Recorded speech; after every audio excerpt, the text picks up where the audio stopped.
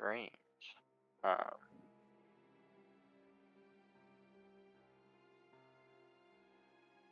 Heyo, it's Scott. We're playing Blades in the Dark, hosted by Sam. One Sam can get audio going. Woo!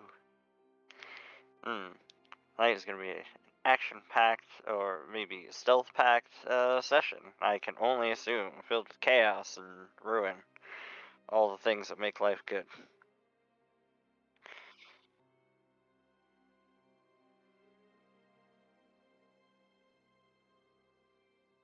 It's not just your god. Could be anybody's god, Sam.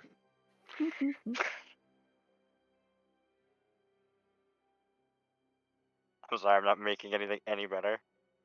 Yeah, it could even be a deer god. Here, I'll you can recap what happened last session while you figure that out. Alright. Does anybody else want to do it, or are you guys gonna make me do it? It is up to you. I do have notes. Okay, good. I started taking notes last week, and it turned out I stopped halfway through. So, I Valid. know that yours could be accessible, but let's get a recap, and maybe next week I'll do it, or do whatever we play next. Gotcha. My recaps are very by the book. Recaps. The recaps. um, I write it down as is, and unfortunately, I don't really do any in character recaps. But it is what it is. Last session was our session 2, going over some of the characters we've got. We have Tacha, codenamed Firebox, a Taikarosi. He's in his late 20s, skillful despite his age, working on seeing up some kind of working on making up some kind of workstation in our area. Class is basically a leech, strong, burly, likes haunted places, is a train conductor hat, and generally likes trains a lot. Edric Templeton, aka Dreamer, thin, slicked back hair, a look that tends to pass over people even when talking to them. He is painting right now. Ethlam, aka Ghost Eater, thin, smaller, early 20s, if not late teens, sniffing around the lesser walked tunnels. Kainur, aka Sirocco, quiet and pensive, tall and slim, from Iruvia, friendly when drinking. Kai makes Ethlam the most nervous. Kai gets particularly friendly sometimes, and Ethlam is not used to that at all. Which crew member saved Firebox's life, and how is he repaying that debt? Kai was the one. Tacho was the last to join the crew. He had a job potentially similar to Kai's job as a assassin of sorts, both taking on the target with different contractors. Tacha found the target first, and it was a little too much for him when Kai came in and saved Tacha's ass in the process. Then he invited Tacha to join Gravedust as a way to keep an eye on him. And then who has Kai lied to, and why can't he seem to come clean? Seems to have lied to Edric. Kai has some connections in Crow's Foot, which he is on the down low about if Edric has asked him about other connections, so he's trying to keep that hush hush. Who does Edric secretly admire, even if he'd never admit it? Ethlam, because he actually deals with spirits and ghosts while Edric only ever imagines them. We receive news, which is probably on one of the mini pages upon our splash page. Dreamers finished a picture of a train disappearing through a portal, very similar to the news, which is nice. We learned that there's a high demand for rare eccentricities. We generally procure them, sell them to whoever desires, usually the wealthy. Roland, the main worker at the Vale, could potentially help us with figuring out what we could focus on. Then there's a flashback. Kai at the Harping Monkey, run by a man called Pux Bolin, generally plays on the stereotypes of Peruvians. There is a mechanical monkey mascot. Kai was in Aruvia until he was about 18. There is a drink called the Scorched Lotus. It's served in a brass bowl. It is both cooling and tangy. Pucks mentions Dream Floss in a potential need of liberation. Would kind know anyone who could do that? Wink, wink, nudge, nudge. It is sitting in a customs warehouse. If someone were to get it into the city, those who could sell Aruvian goods would be grateful. Basically, it is in the custom yards at Gaddoc Rail Station. It could potentially be a lot of heat if we're a bit too obvious. And then on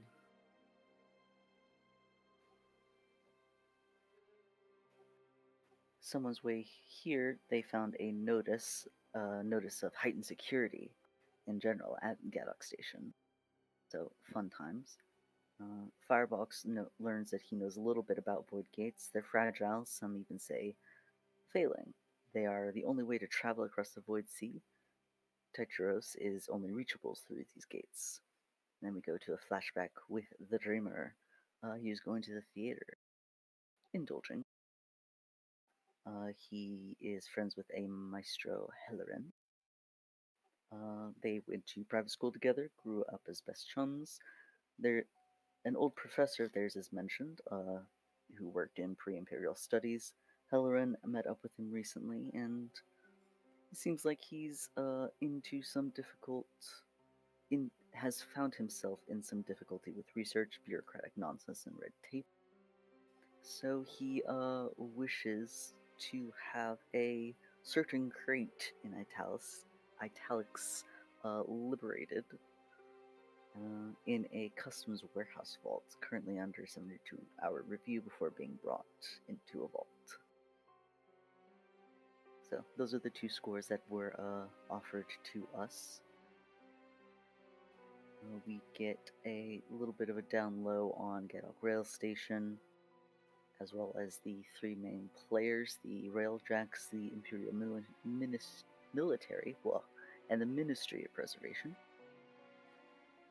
And ultimately, we decide to take on the second of our scores, going after the particular box. We go for a social approach at first, ultimately ending ourselves up in a risky position.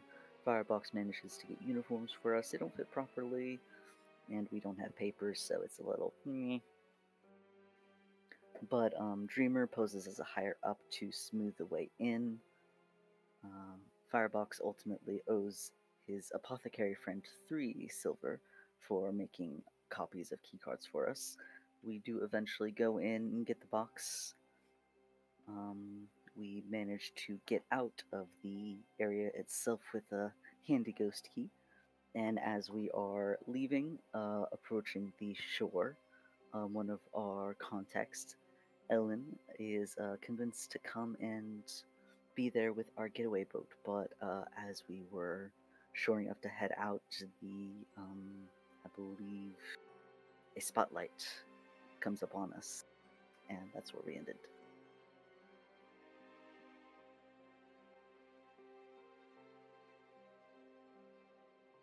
That sounds Yep, accurate. that sounds like what happened. Alright. Part of it was I was like, let's stall for a Seb. Seb will be here. But you all are able... Do we have a question of the week? Oh, that's right. A question of the week. We do those. Do we do those? Did I do one last week? I don't think so, but it was also We're gonna do it session, now. Yeah, so. it was the first session. Yep. Let me pull up my Faxpiration.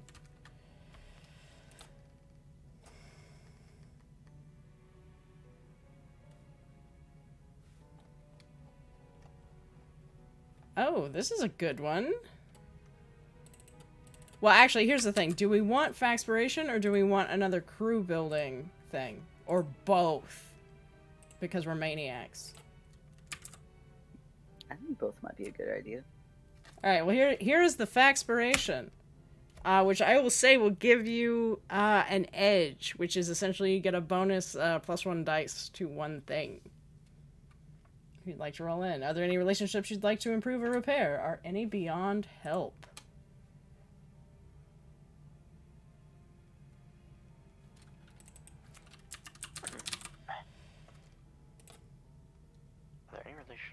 to improve or repair any beyond help.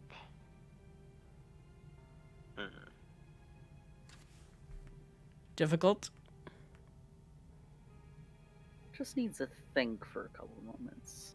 Fair enough, fair So enough. This is why you get the question before you do the recap, and then Yeah. you get the question afterwards. Sorry about that. Well, I mean, to be fair, I always do them first, though, so, like, it's not like I'm any better. What we do is we plan the next week one next. Alright. Well, if you want to do the crew building thing, do that, and then we can answer this question afterwards. Maybe that'll help give us answers. Very fair, very fair. Let's see. If someone could roll me a d20, not counting for rolling in for the question of the week. 14. 14. For 14, we've got...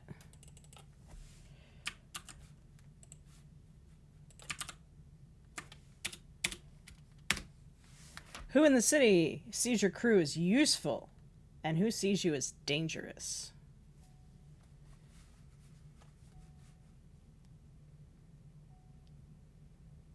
And is this one basically all play we come up with it together? Yeah. Definitely wealthy people. I can say that for certain. They certainly see us as useful, but it's a double-edged sword. We could also be dangerous. Because we sell them the things that fuck them up. But they're also the people who order them. Very fair, very fair.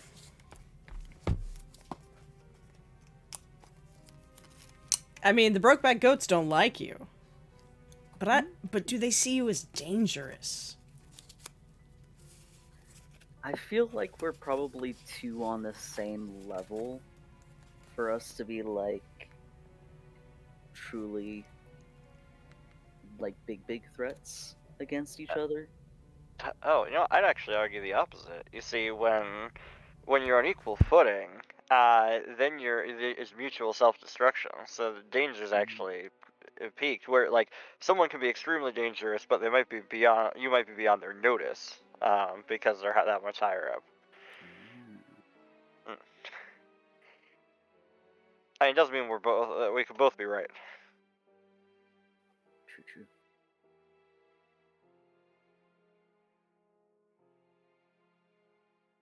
Let's see. Do you guys want a bit of an overview, like some samples for factions or different people that might? Sure. Alright. I'm going to drag us over the Duskfall map, which is not going to show up on stream just yet because I'm still setting that one up, because apparently in studio mode you can't resize browser sources. So I get to do that while everybody watches, apparently. Or I just need to redo my Streamlabs. Alright, so obviously, up in the both White Crown and Charterhall is where you've got the institutions. So here are some institutions. I found this wonderful thing called Blades in the Deck that has little faction cards, and I have them all in front of me. Had I not printed them on printer paper, I could deal them out for you, but I can't do that with printer paper. Alright, institutions. You already said aristocracy. Got that one. There is the Leviathan Hunters. Captains and crew that harvest Leviathan blood to process into electroplasm.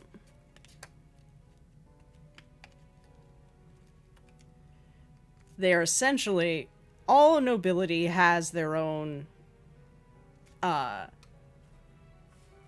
Leviathan hunting ship. It's kind of the pastime of the rich, in a way. It's just kind of what they do.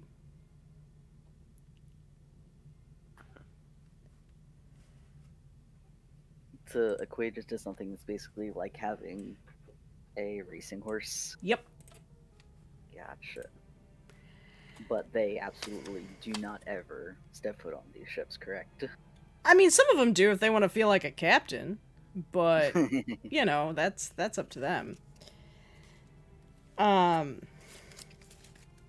Strangeford definitely does. He does step foot on ships, and that is, I'm gonna shift ping everybody. Warning. Strangeford House. You see if you have. Do you have access to that journal? Yeah. Alright. What about to Lord Strangeford? I don't have a description in there anyway, it doesn't matter.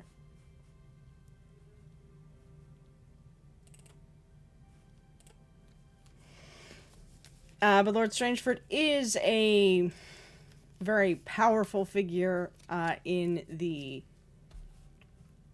overall landscape of things, shall we say. He's also on the city council, although it's a bit contentious there. So he's the one in charge of those folks. Which, bringing up, there is the city council. Would you guys like to know how the city council works? I would love to know how I am not able to affect my city at all. Correct. The city council, elite nobility who run the city government, its treasury, magistrates, and public works. It is stationed in Charterhall. In fact, you should be able to find it. Maybe, maybe not. Oh, that's right. I don't think they specifically gave a location on the map, and so I did not put it directly there. But it is a faction that you should be able to look at in your journals. That's the scions of the 6 powerful families. Balmore, Clellan, Dunville, Penderin, Rowan, and Strangford sit on the city council, because this is an oligarchy, my friends.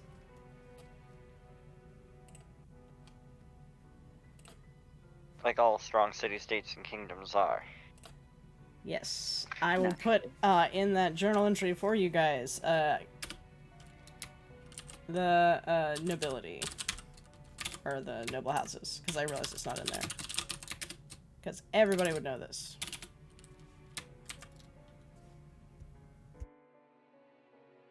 So, would they have heard of you guys? Would any of these highfalutin people know about you? I hope not. Yeah, I would very much hope not at this point. We are still somewhat babies, I'd like to think.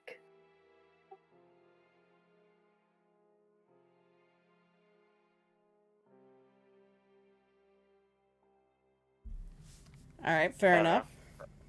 Perhaps one of the others has an opinion. Yeah, no, Disagrees do with we have a us. noble? I'm here. Okay, you're just being quiet. Alright. Yeah.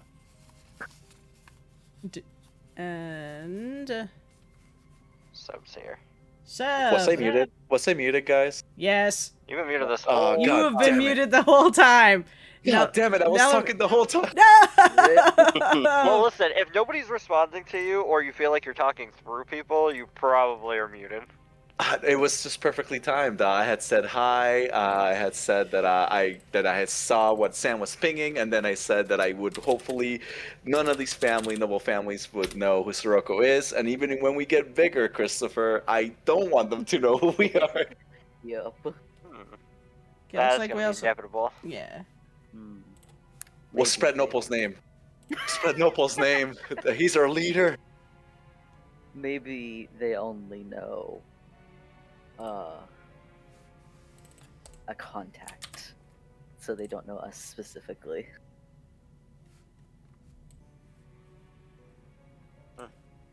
No, I mean, like, if you guys are saying you guys know him, then you gotta give me deets, man. That's how this game works. I think Christopher was saying, like, in the future. In the future, okay. Yeah, not now. We don't want anything to do with them. Fair enough. Yeah, fortunately none of us have, like, noble-esque characters who may encounter any of these people in any of the escapades they do. Yeah, of course not. Not at Yeah. all. Yeah, Mr. Edric Templeton. I apologize that I'm a snob. You like what you like. All right. Well, now that I realize that I do not have to continue stalling for Seb to show up because Seb was here. That's actually what I call my aunt. Actually, shout out to Sheb, who is definitely not watching this. That's the aunt that looks like Umbridge. The opposite of Umbridge, but looks like her. I was gonna say, what does the Ministry of Preservation think about you guys? But I think they hate all y'all right now. I was gonna say, if there's like a cultural like organization for the preservation of things, they probably hate us. So the Ministry of Preservation manages transportation and allocation of resources. Everything to do with Gaddoc Station, electro rail lines, all that. They really hate you guys. And they know who you are now. What? How do they know who we are? Well, they don't know who you are, but they are aware of your presence, at least in general terms. They know we are a boot. Yes. That's fair. All right. So that's how they know you guys.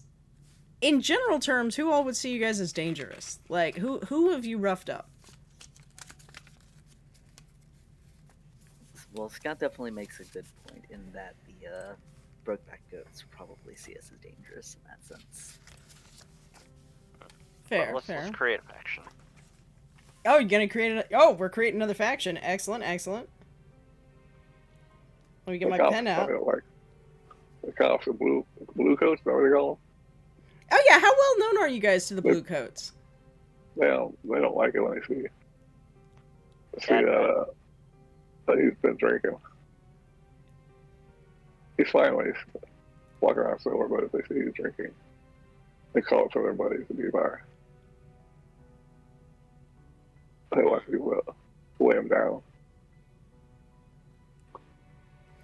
Oh, that's right, because Tusk likes to get into bar fights, doesn't he? Yeah, that's his life.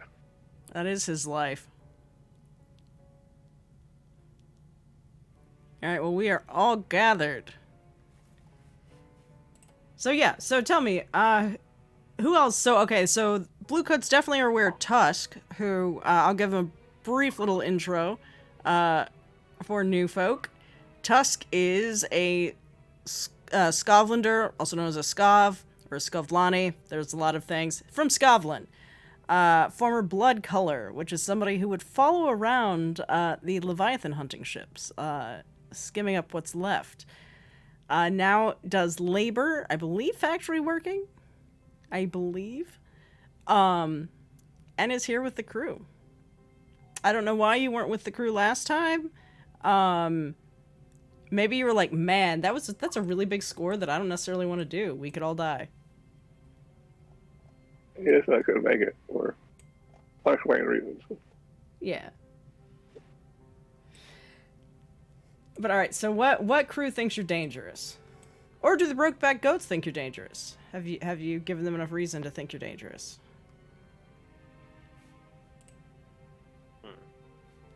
Have we talked about why they are our? Oh, cause not today. We are used to be their turf. I don't remember. Yeah, you guys took over a bit of their turf or their area. They used to run in night market. Speaking of that, let me swap over to the VTT scene, which I will now have to add people back in and do things because it can't be easy for me, apparently. And what about the ghouls? I mean, obviously, there's a faction that hangs out in the catacombs that calls themselves the ghouls, of course. They wouldn't like us. You mean you guys, or? Yeah, well, I'm talking about, there has to be more than one faction that hangs out, and I'm not saying they're in the specific area we're in, but there's gotta be, these catacombs stretched everywhere. Yeah, that's true. I could be mistaken, I mean, there doesn't have to I be mean, another there are faction. now. That's how the game works, man. You tell me there's a faction, there's a faction. I was just giving you guys a hard time, because you guys are also in the catacombs. In the Ossuary, which I will force you all to describe here momentarily, because we will be RPing with each other, because we play together. I don't know how I feel about that now. Too bad. I kid. Oh no, I'm moving something around. What am I moving around? What did I grab? What did I grab? Come here. Come here, Seb. moving you around on the screen. Siroko's just doing a little dance right now. That works. I don't know where I am. Oh, well, I mean, it's on the stream, so you can't see it. It just apparently, I was like, oh, I can just do this all in, like, editing mode when, you know, people aren't looking, and apparently you can't resize things there. It's very odd. I was being silent because I was trying to send a message in chat in the stream, but it was asking me to verify my account, and What, for it's some asking you reason to I'm not verify? receiving. Yeah, Yeah. no, you have to verified accounts only in chat. Oh, not again. No, that's No. always been the thing. It was a different problem before. I thought I got rid of that.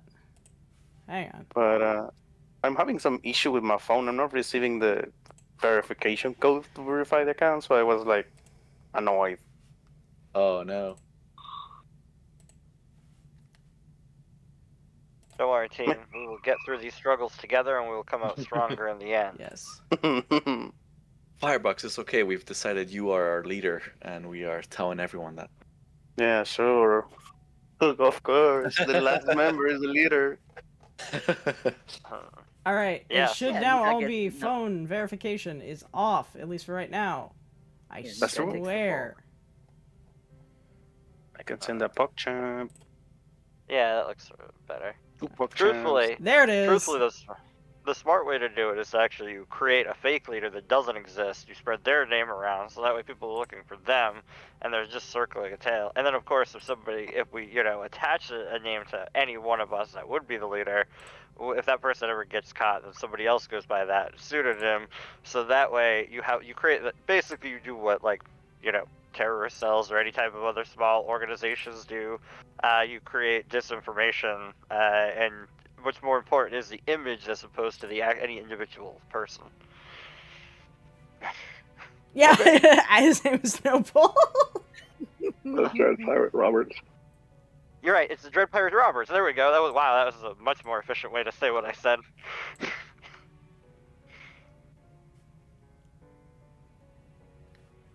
All right.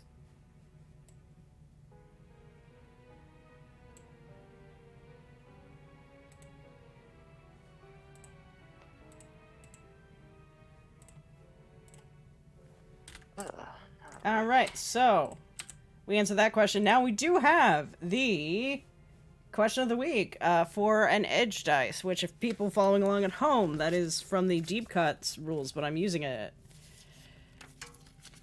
Ethlam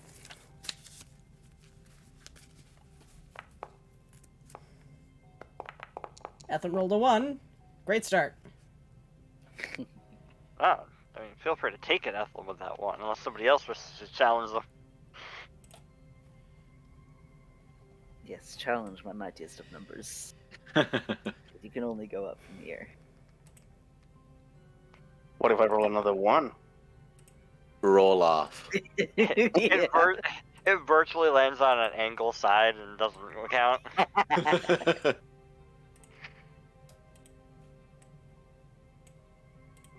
Nah, you take it. Alright.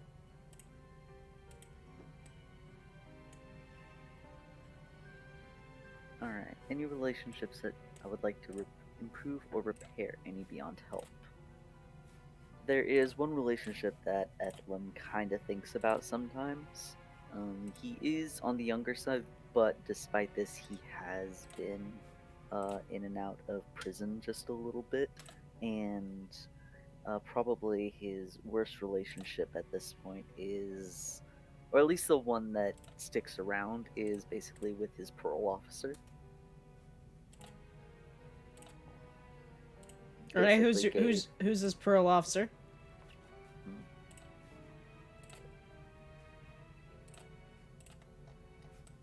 Georgos. Okay. Oh my god. Okay. We're crossing the streams here, man.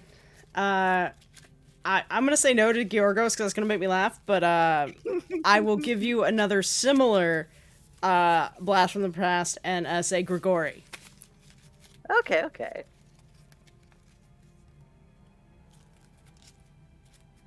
All right, parole officer Grigori, what are you on parole for? Stealing. Okay. Stealing what? Stealing a little bit too obviously when he was far younger and therefore less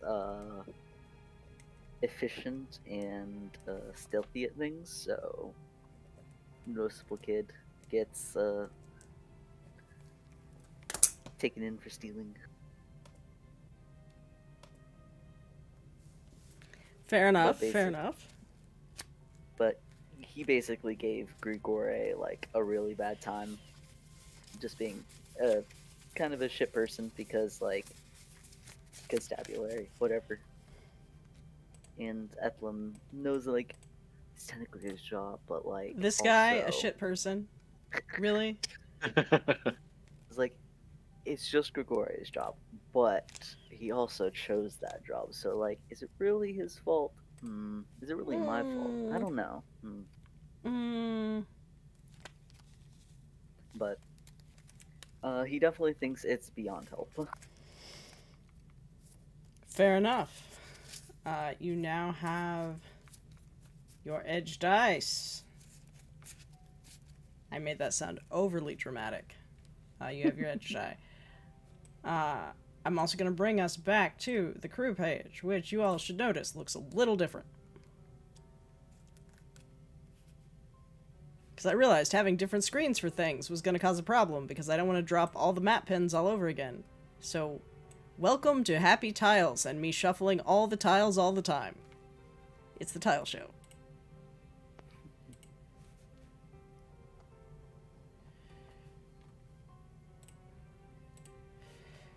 I'm just nodding. You can't see it. Yeah, yep, fair enough. Okay, so let's pick up actually right where we left off. In a way, you all have narrowly escaped with this weird humming box of Doom plus 20. That is definitely not gonna cause you any problems. You're in the boat. What kind of boat do you guys have? Is it just like a little gondola? Is it like a little speedboat? Like what is it? You guys get a vehicle, but tell me what it is. Oh, wait a second. Maybe that's where someone's character comes into play. Maybe they're the one that brought the boat retroactively. Yeah, who had the boat? Oh, but I like using the Tuscan that. contact. He was there too. He was a pickup driver. What was that? Maybe Tusk had it. He was a pickup. Yeah. He was a pickup driver, so that's why he wasn't involved. Yeah, we'll say Tusk is there with the crew contact Ellen. Is it Ellen? Yes. Okay, thank you. Ellen. So you all find Tusk waiting there. This is a boat that he brought with the crew. Or brought to the crew, I should say. Yeah. You all hop Basically, on. Oh, sorry, go ahead. One of the boats like they had in the old 80s in Miami Vice. Not really. I'm sorry. Go ahead. I don't know how to get inappropriately funny. I'm trying to be. Kind of broke your powder. It's not a big boat. What are you guys picking up? Have any idea? They have a lot of stuff you're stealing. If you're using it to escape, we should be a speedboat, right? Well, this So I is don't think you have a speedboat. this is your one vehicle that you guys It's get. only It's a boat. kind of the longest boat with a little cabin. It's got a below deck. There's a few spots that were built in hidden places. Ew! So, It's like a canal boat. yeah, something like that. Kinda. Kind of. A trick. That's okay. That's what I was thinking of. I like it. Yeah. Something like... I was just trying to find like a random image of a canal boat. I mean, I've been watching a lot of Oxford mysteries and they love there. That particular brand of Oxford is like every show. British detective show, I think half of them are set in Oxford.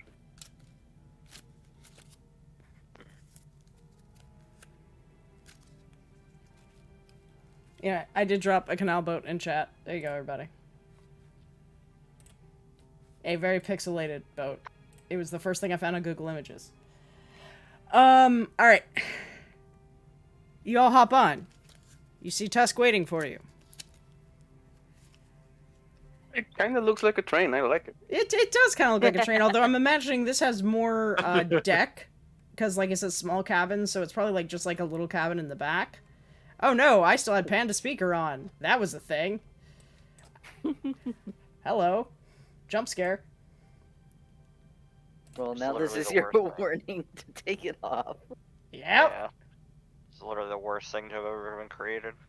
Yep, I don't know why that, like, and that literally, that did jump scare me. No. Do not Panda Token Speaker. And now let me go over here. Everyone on the stream can watch. No, do not Panda Token Speaker on my common display either. Okay. There we go, and I also realized I've got to pull out a tusk. Where are you? There you are. There's my tusky. Okay. So, you're all on the boat. You do all manage to get away. I'm going to let you do that because we got to at least get somewhere with this and do some downtime. But you've got the crate. You're in the canal. I mean, you can see on the map here, you know, you're roughly meh. Where exactly, this would be a good time to point out, where exactly is the entrance you guys use for the ossuary?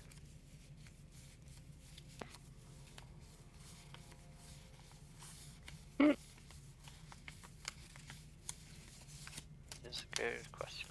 As a reminder, on the map, everything that is dark is water, because if we remember our Duskfall history, the Void Sea is called the Void Sea because it is, in fact, a void. It is as edgy as a teenager in Hot Topic. It is made from the milky tears of the eldritch horrors that lie beyond our imagining. Sure, that's what some poets say. That's what I'm saying. Yeah. It's the That's- archetypes. Sounded like Andrasia for a second. I have a type. Alright, what would we want it to be? Yeah. I mean, Scott the have a good type for one- sarcastic, like, intelligent women? No. She said sarcastically. Slightly gothy. Slightly gothy.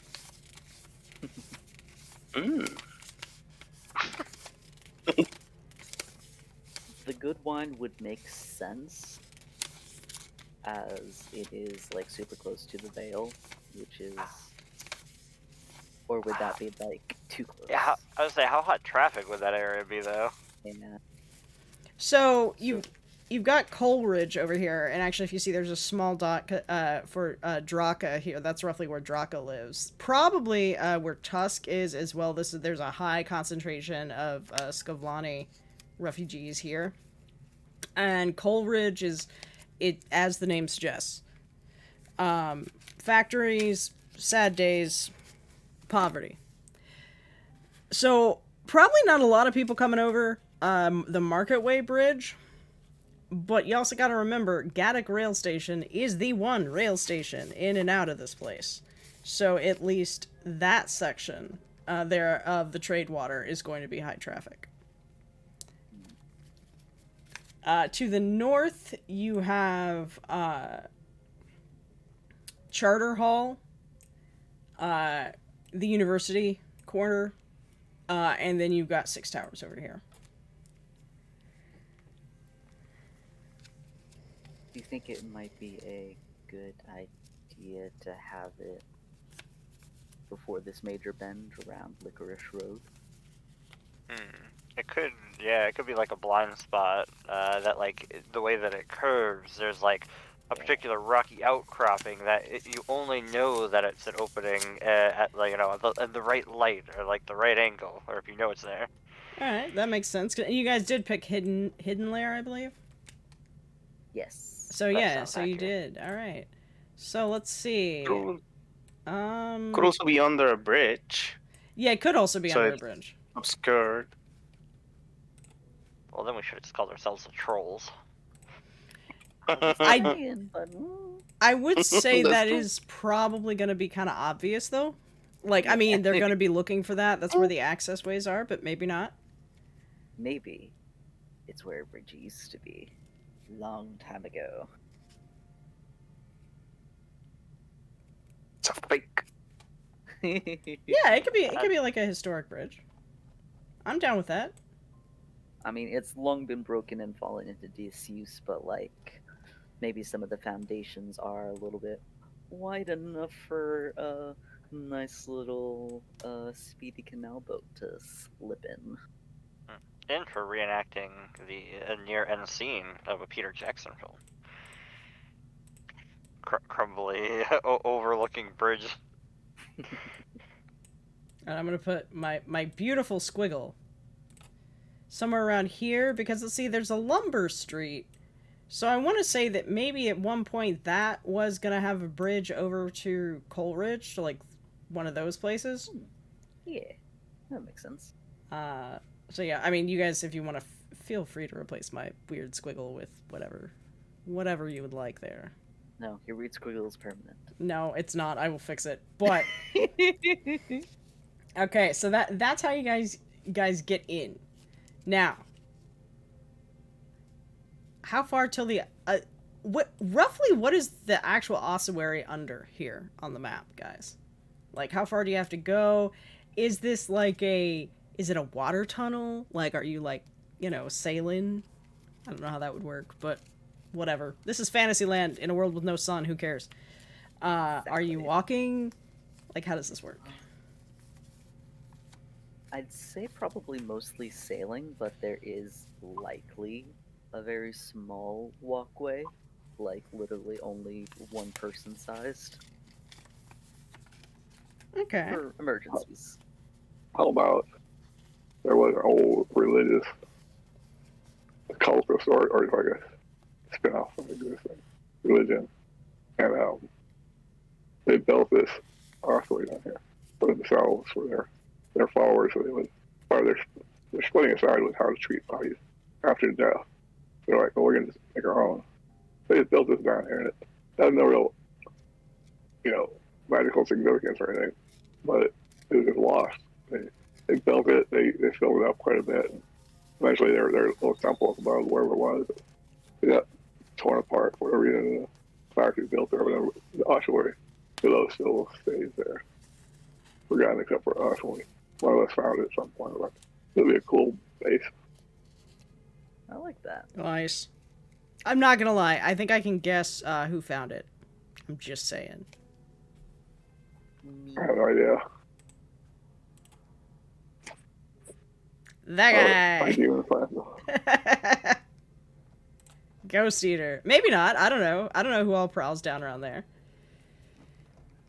Ghost Eater very much likes skulking around, so he will happily have found whatever you wish.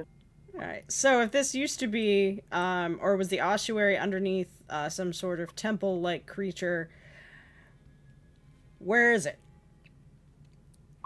Like, what is it Right under on there. the map? About right there? Okay. You see right there. Okay. The entrance. Sour wine, yeah. Alright. I'm here for it. I will give another squiggle. And please, anybody disagrees, don't let me railroad you or anything. That sometimes happens. When it's too long a silence, I just speak up. Oh no, how about it?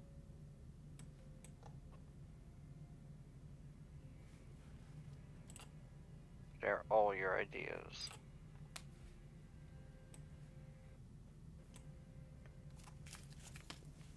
All right, so that's not that far along of a distance. While we're at it though, where else? Do you guys have any entrances or exits anywhere else here in Night Market from this ossuary, or is that something you're gonna have to explore?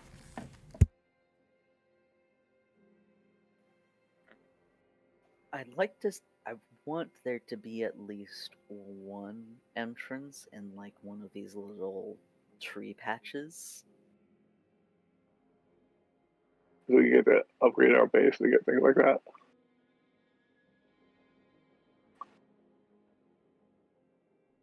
I think they'll. I mean, there. We'll make them when we need them. Well, I'm essentially giving you guys like another free one on this, but otherwise, yeah, we're gonna be like build. Some of that is you gotta work and build out your base. Now, like we established that there's underground tunnels all around here, but that doesn't mean you all control it. Oh, there's one that opens into a passage underneath that we don't control, but it's used by, it's fairly well known, but not like well known that people use it, to go grocery shopping. It's well known amongst people that know about the tunnel and cities. So, our entrance there is still secret, but it's a way we can get in from below without having to go through our usual entrance. I don't know, I love the idea of someone like, alright, time to go grocery shopping, let's go through these catacombs. That is an Anthrazia move right there. Alright, let's It's pretty sweet. Where else do you find the best alchemical ingredients? The dank mushrooms. The dankest. Naturally. I'd like to think that that's definitely something that happens like in like poor districts, like where Ethlam lives. Where What? It's like only marginally safer to like go underground to somewhere. So that might be actually interesting where you live. Also, I'm gonna say that like the one entrance to the underground that people know about is the bazaar over here somewhere in that, because it would make sense that people probably want to like smuggle goods in and out that they're selling there. Yeah. So we're gonna go with that. Definitely. But no, so I'm gonna tell you a little bit about Dunslow here, which is where you live, Ethlam. In it is the Mire, which is a muddy crater where an ancient celestial body crashed. Paupers and prisoners sift the mud looking for shiny rocks. So, I don't know if there would be underground tunnels there, because you've also got Ironhook Prison. I mean, maybe there are some, but I don't think you'd have, like, a big underground network over there. Unlikely to be really big. But you guys probably have, like, little bolt holes and, passages. That's fair.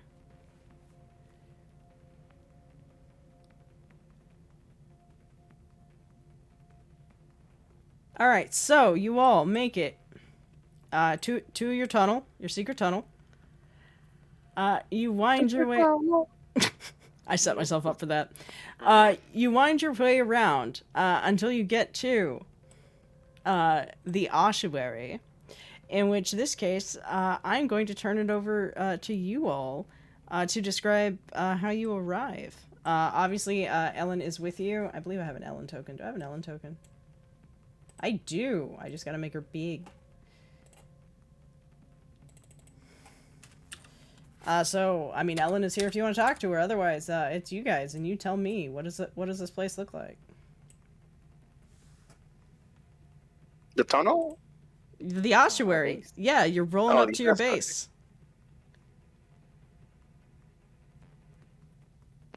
I described it last time. Feel free to, elaborate upon it, team. How does the tunnel connect to the... Is it like sewers, or... Because the boat is going into the tunnel, or are we leaving the boat like... I like to think that the boat is able to go almost all the way to the ossuary.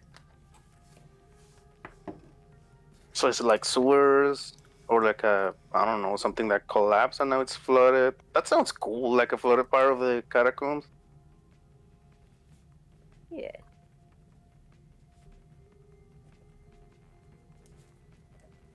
Don't mind me, I'm just making notes. What is that line? Is that how it connects? Yeah, vaguely at least. It probably has some more twists and turns and offshoots and stuff, but that's at least vaguely the direction. So this is where we are exactly, right? On the other squiggle. Yes. And we have an entrance in the Vale and the Secret Tunnel. And the bazaar too. This one. Well, that's connected So far to away. the bazaar is catacombs. connected to the not necessarily but the overall underground network structure under here. Yeah. That is This well known. this at least right here in this little section is our turf. Yeah. Do we have spray paint at the edge of our turf? I mean, you guys probably do want to mark it off somehow. How do you mark it off? That's a good question. What's our symbol? A ghost? Yeah, ghosts. Like just a typical, like the Pac-Man ghost. A glow-in-the-dark Pac-Man ghost. Yeah. Can I move this thing? Huh.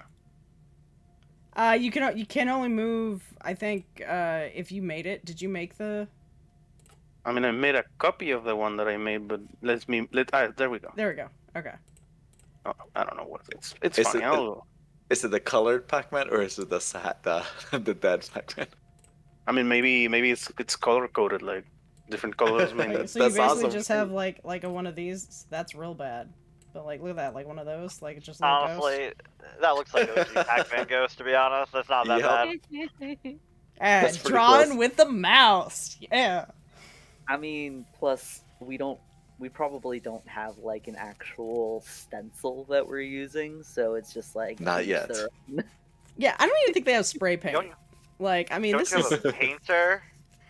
yeah, that yeah, literally- guys. Dreamer is legitimately a painter.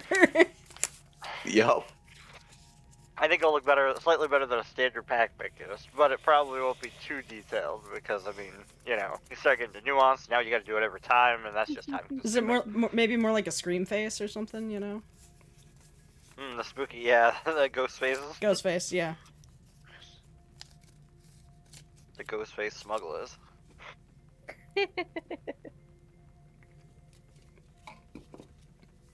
Okay, so you all pull up through crumbling, flooded catacombs,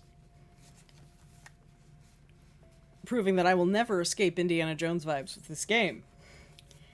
Never. You approach the actual ossuary. How do the catacombs, the floodedness, the boats, how does that connect to your actual lair? Is it just like you just pull up and there's another tunnel you gotta drag stuff in? Do you have like a secret door? What's the sitch? How about a little bit of both? Like, you get in this flooded area and near the back, but hidden from view from like the main canal is on that side there. Like what would have been an upper level or a basement that got flooded, but it's dry, and it's really an old, what do you call it, a secret door built into the cabinet there, and it's still there. That's what we use. It's probably pretty obvious as a secret door because it's been used a lot over the years, but that was my idea. Somebody else take it over.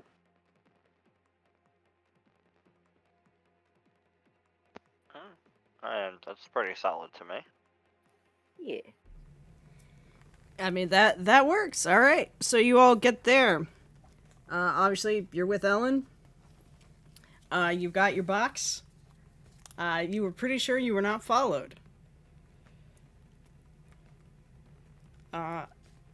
You walk in, you go through the semi-secret door. It's more like a video game secret door where you can 100% tell, you know, this is where the secret door is. You go in, and it is undisturbed. It is exactly as you left it. Oh, quick question. Mhm. Are these player characters? Are those the only members of our what is it, Gravedust? They're like lesser members that want to be joining the big guys. Or... You can, when you level up your crew, you can create cohorts. Okay. But right now, no. You just have associates like Ellen, who knows you guys but isn't part of the crew. Doesn't necessarily want to be part of your crew. I mean, look at her. She's like a one-woman crew. She doesn't need a crew. Yeah. I have a crush. She's on a Ellen. consultant. No, She's yeah, busy working in Alkenstar. If that's the case, Tusk will literally part of this actual mission. He's gonna go out. This is like we have a little smaller boat maybe. A little boat for 2 people to paddle around on. And he'll take that out there. Just like go somewhere and basically be on watch. See if anybody's following us for that recent breakup or recent score. You know what I mean? Okay, so just kind of post up sort of at the kind of like the entrance Outside area to the- make sure. Yeah, or yeah. Just chilling. Just for a while. Okay. I did see if we have anybody chasing us.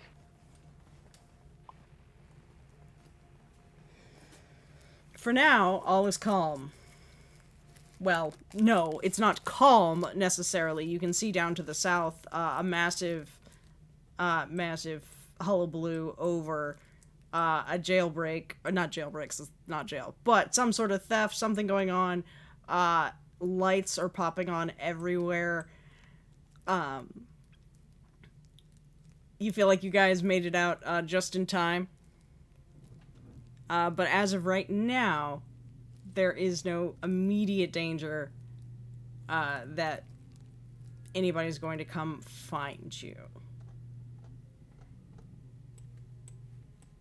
Alright, while Tusk does that, the rest of the team, what's up? What you doing? You got your trade. Firebox is all over the box.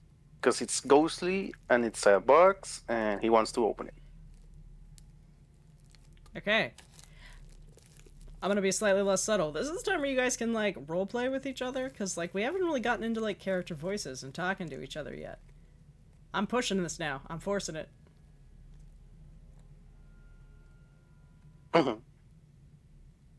So when exactly were we supposed to drop this off for your client, Dreamer? Oh, I imagine as soon as possible, though it may make sense to wait a little bit, you know, let the heat die down a touch before, you know, I'm certain if things are going off, then places are being watched, right? Because, like, we gotta go, like, what, over here? Oh, that's not too far. Yeah. Sooner the better. Sirocco will lean in and quietly out of Firebox's earshot say, should we be opening that?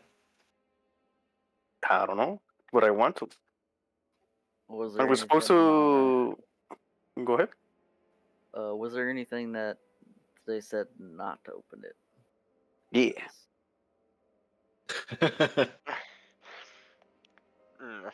I mean, I would not, now I'm picking up other people's accents. I would imagine that we wouldn't want to do, you know, keep boxes closed. In my experience, you don't want to mess with what's inside. The more you tinker around with the product, the less you're gonna get paid in the end. Tinker? You said Tinker? You're triggering me. You're triggering me. Especially whatever this thing is. Ethlam sort of flicks the box. I mean, custom warehouse vault. 72-hour review is sketchy. Can I add a complication? Do you get anything extra for that? You can... There's not, like, a direct, you add a complication, however, if it is related to, like, your XP. But also, I enjoy the crap out of it, and I will find some way to reward it. Okay, well, every few minutes, probably at least a half hour, the guys being in there talking, Tusk comes back in. He looks pretty pissed off. And he goes up to where, I'm sorry, I don't remember his character's name, where Scotric's character is. He's the only one that's like the fancy guy that is an artist, right? Yep. Yeah. And you have a grab hold of your jacket sleeve. And he's like, what the fuck is this? Who wears Givenchy? Like going around a place like that. People can see it. It's shit's all over town now. One of the people that broke the place was wearing this shit. And everybody knows you're the one who wears that sort of stuff. Why even down here, man? Why are you wearing this stuff? You aren't this anymore. And he points also. He points at his own arm with all these like tattoos of people wailing and stuff. Like, I'm not this anymore either. Like, leave that stuff behind. Listen, Anyway, I'm probably gonna get caught here in a second now. I'll go outside and make sure there's nobody coming yet. I think I'll run back out of here again. This has been a role-playing moment. Alright, fair enough. Just like getting talked down to. Just I'm a little thrown Yeah, off I was at gonna the say, does it? Do you follow him out? Like, is this gonna be like an argument, or you just let him go? moment. You can talk if you want to talk. If you want to respond. I didn't mean to leave you behind before you had something to respond with. Oh yeah, no, I just give 1 second. Also, And I'm not trying to pick on you. I definitely no, feel no, like no. this would be a. I would give you a chance for XP because you're leaning into your background as a Skavlani refugee and factory worker, hating on the rich people. Listen, perhaps you may not understand how some things work, but being able to have multiple levels of disguise as cover, or the ability to swap from one persona to the other, is an incredibly useful task, or useful skill set. You know, we probably wouldn't be where we are right now if I hadn't had the, foresight to, act as an inspector. And, inspectors aren't just, common. And he just kind of eyes you up and down. Well, I would tell you to put on your jacket, or at least have one of us take a shit on it. But you needed something else to take a shit on it. Well, I know you weren't there with us the whole time, but we had our disguises. We just, I just swapped them around. Apparently, this one wasn't that great. Somebody saw it. Okay, that's fair. It wasn't great. We did get caught immediately. I mean, not immediately. Well, yeah. Also, No, it was. my food is here, but please carry on. You guys are doing great. I can listen, but I will be away from my mic. Carry on. But yes. I will take into consideration what you have to say, but my connections, where I'm from, we can do our best, but can't really leave it behind. I don't want you to leave it behind. That's all I meant, I guess. It's part of you. But you have to change to accept our new places. I guess use that old stuff to make us stronger. Well, forgive me for bringing a little class to all this, but maybe you have a point. Sometimes. Well, maybe sometimes you can give me a little class by showing me what kind of fancy liquor you like. I can tell you what kind I like, right? We can go beat up some people together. They could beat up some people together? Yeah, let's do the list. Let's do the list. Let me all the rest of them. Cool. Fair enough. Buddy time. Yeah, fair enough, old boy. And he just claps you on the shoulder. Let me go figure out what's happening over here. And like he just kind of pulls like a walking cane out from behind him and just like points towards the cave just to make it worse. And just like the whole. So I start leaving, but whenever you see somebody doing something that might need help, he'll stop and help him reload it real quick and then move on before he gets out of here completely. Fair enough. And Edric / streamer wanders back in to, determine what the best time to move the product along is. Okay. I was just gonna say you would know that they definitely would prefer you all not, move the product when everything is real hot as it is right now. Oh yeah, for sure. I mean, that's kind of what I said in the beginning. It was like, we don't want to do it while people are actively searching. Yeah. All right. While Tusk and Dreamer are having that argument, you know what? I haven't heard about Sirocco in a while. Sirocco, what are you doing? Well, as soon as Sirocco heard Fila come over and call out Dreamer and Dreamer step out, Sirocco very questioningly leaned into Firebox and Ghost Eater and made like hand signals. Are they together? Like, are they dating? You get a big shrug from Ghost Eater, but he tilts his head consideringly. Maybe. One in the chat if you ship it.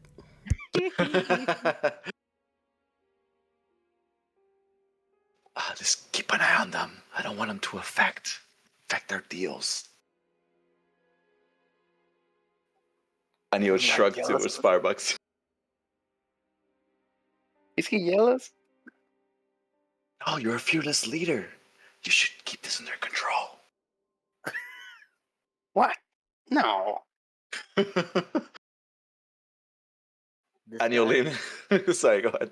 This guy here, Ethlam, like, pats Firebox's shoulder. Obsessed with trains, our leader.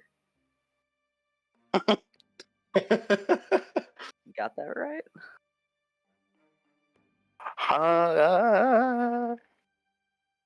Okay.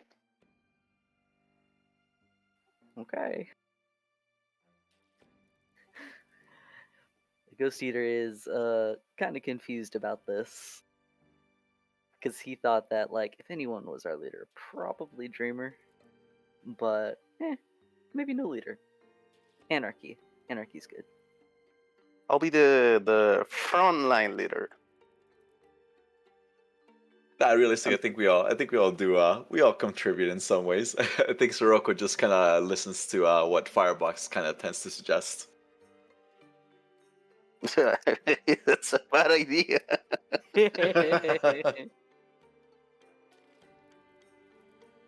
That is the noble you're laugh of pure chaos. I know that laugh. You're gonna follow my lead. Why don't we just go somewhere else, somewhere private, and get this box cracked open? So, what box you talking about there? The magic Like, that box. box He's got. Magic box Yes. can mean a lot of things, boy. Yes, I mean the box that we, borrowed.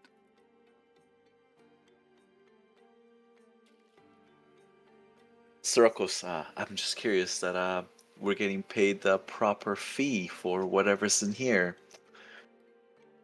But, like, true. as a magic box, they're probably gonna know we open it. That's true. And I need money. Yeah. Sirocco will look about your over. Yep. Ghost Eater, you would be the one to know if we could open it or not, right? Your skills. Hey, I'll have you know I'm also skilled with ghost stuff. Yeah, but he eats them. Firebox. Fair. I suppose that is a question, Sam. Would, I guess, any of us have any sense on whether or not we could open this box? And I mean, it's a whatever shipping crate. potential- Oh. Okay. It is legitimately the Ark of the Covenant at the end of Raiders. Like, it is in the box. Whether you want to crack open that box and see what's in there. Should we wait for Dreamer? Since it is his job. Probably for the best, but I'm also erring on the side of, we got the thing, now we're just waiting on foisting it off and getting our due. I mean, you all would know that typically part of this whole smuggling gig is, not opening the merchandise. Yeah. Typically, that is true. But curiosity, though.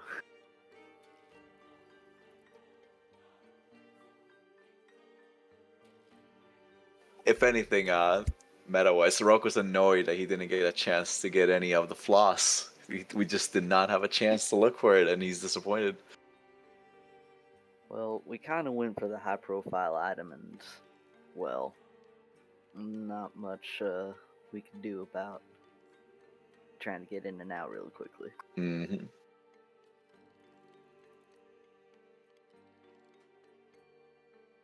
Yeah, we can get it later. Maybe. I think there's a 72-hour limit that it was gonna stay there, and That was for Either- the crate. Dream Floss, Oh, I the believe crate, you're yeah. not. That's just kind of is just caught up in customs, but I mean, who knows? ooh. Yeah. I I guess mean, Soroko's curious if its security would go up or if it would go down in search of the box itself. But yeah, let's get this job done with before we start anything else. yeah, absolutely, but, like, the amount of lockdown that was going on, that's probably getting extended. But it was for this item, right? No, the lockdown that was going over the rail station. Heightened security. How long was it gonna last? I don't know. How long did the Patriot Act last? Is it technically not ended? Correct. Aha. Yeah, no, when a militaristic order comes into effect, it rarely goes away.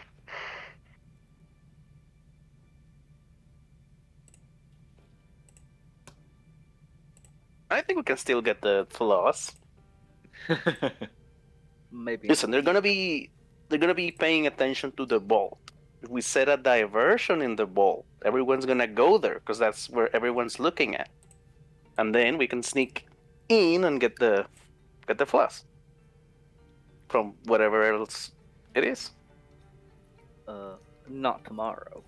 No. Well, maybe not tomorrow, but eventually, soon, hopefully. We need to get a feel of the heat of what the forces look like out and about. Yeah. We need to, at the very least, offload this thing. Ghost Eater kicks the box this time. Not harshly, but, like, enough for there's, like, a thunk. Once this is offloaded, then we can think about it, but I don't want to try anything else as long as this is in our possession.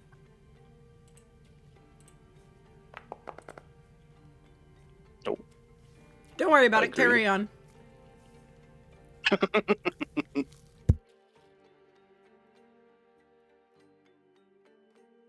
So do you think those two get 2 cuts or 1 cut?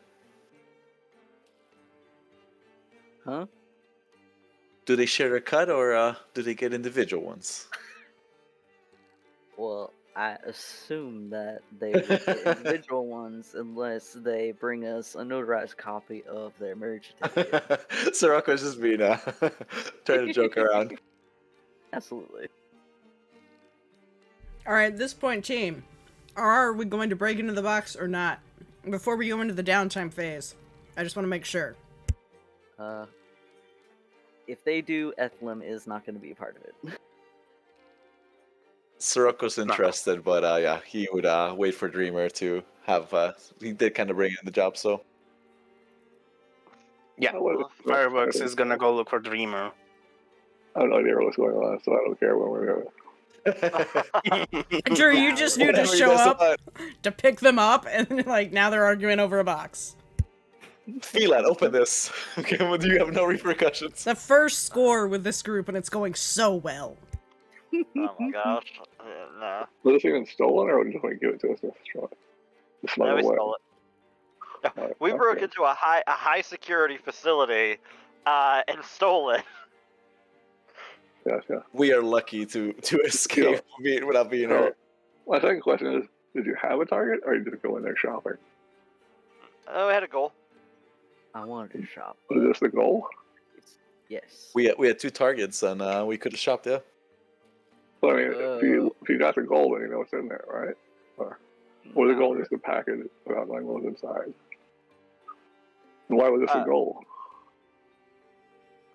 Oh, we were given we were given a job by like one of my contacts, and they wanted cultural artifacts for their own use, and so we went and broke into a high security facility and stole it. Well, your associate that hired us, are they very powerful people? If they got mad at us for opening this box, would we be able to handle that? No, we don't open the box. Why would we open the box? Well, our other members of the team here think we should open it. Well, they're idiots. Yeah, Firebucks, you're an idiot. You're the one that kicked the box. What? Here's when I open it. Why are we course I kicking can kick. boxes? Things break inside. On my They head. did it. No All opening boxes tonight, boys. Yeah. No boxes for anyone. I am a box. I like barrels better. Good on you. All right, we need to keep this quiet for now. Take care of it when the heat dies down. Nobody opens the box. It's very unprofessional to open up boxes.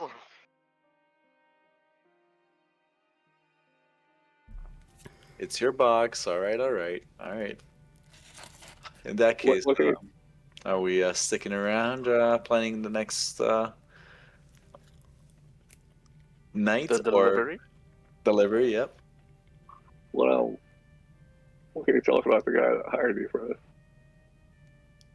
Oh, the point of contact. An old school chum of mine. But ultimately, if I am correct, it was the university, right? Like a professor that we both had at university. Yes. It was ultimately it was the contact. So, if you go in the journals, roommate? I don't know how to use the journals or get to on the iPad. So, if that's a pain in the butt, then don't worry about it. I can try to make sure it's all in a Google Doc. But Maestro Halloran of the Spire Garden Theater went to school with our good old buddy here, Edric Templeton, and they both had I don't remember the name of your professor. I don't know if they had a name. You did not mention. I did not mention it. Okay. Working with the pre-imperial studies out of Charterhall University.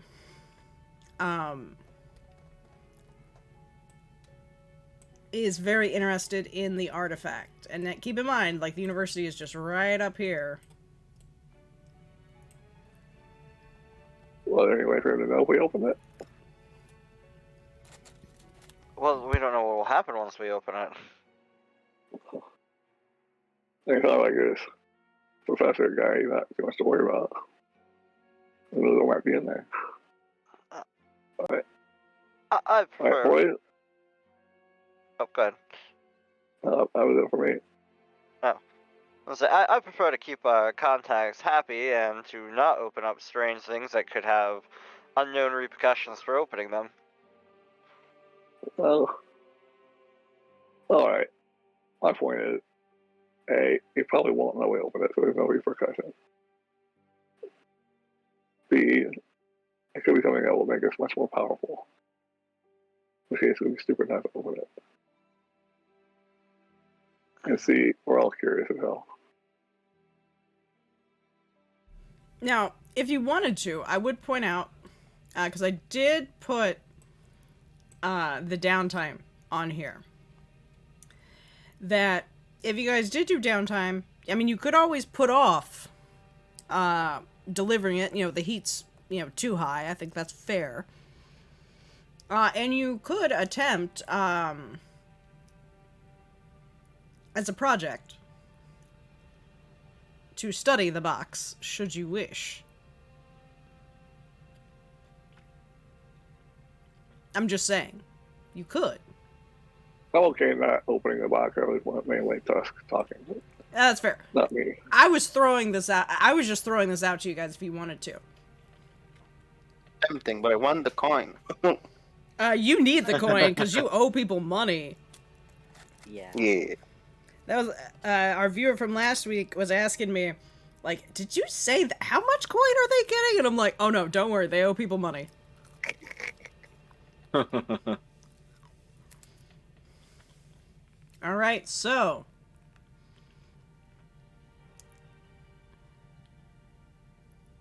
let's see. How are you guys gonna do the delivery? Is it like wait until the next night?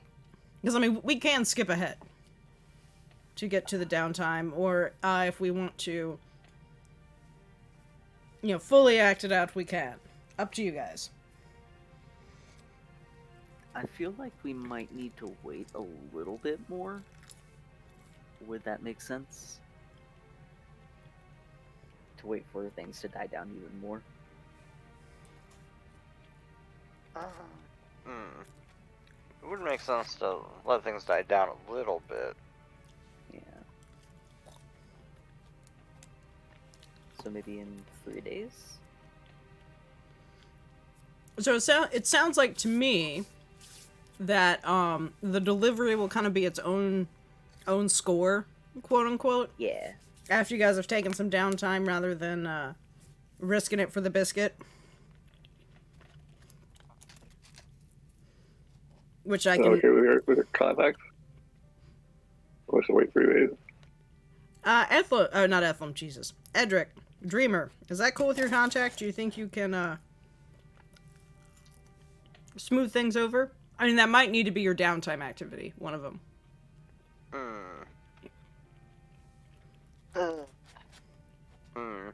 And yeah, that could be something that he focuses on, is just kind of pointing out how stupid it would be to, you know, for them to all of a sudden have it when they would be the logical place to go to first to check for something that's been fenced of this nature.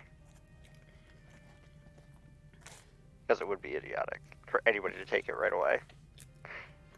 That's fair. Alright. I'm not even going to make you roll for that one, that's fair. Oh, okay. Well, actually, no. I do want you to roll because they might ask for some assurances. So yeah, so give me actually this will be a controlled standard. Cuz I mean, you have the item.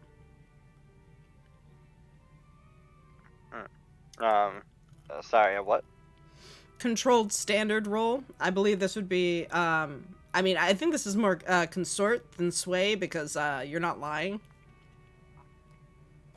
Okay. I mean, well, that's up to... For me, it comes down to... Oh, no, I'm happy for consort. Are you lying or not on that one? What? Nah, I mean, I'm just, you know, convincing them that they would be idiots for doing this, and I 100% believe that. They would be idiots for taking it right away. Okay, go ahead. Alright, well, let's see if this works out. My dice are not the best. Damn. Alright. You can resist the consequences of this. Hang on, un momentito. Do I have the rules for resisting on... Nope. Okay.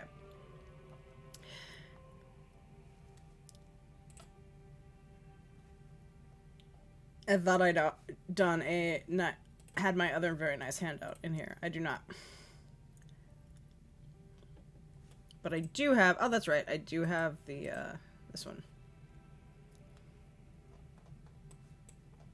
That... so, resistance roll. To reduce or avoid the effects of the consequence, you will suffer 6 stress minus the highest die result. And it's 1 die for each attribute rating. So... Yep.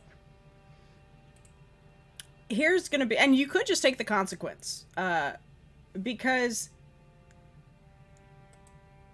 Here's the... Hang on. No! Guys, we got our first bot in Twitch chat. Trying to sell us viewers. Yeah, I noticed. Yeah. Gotta get rid of him.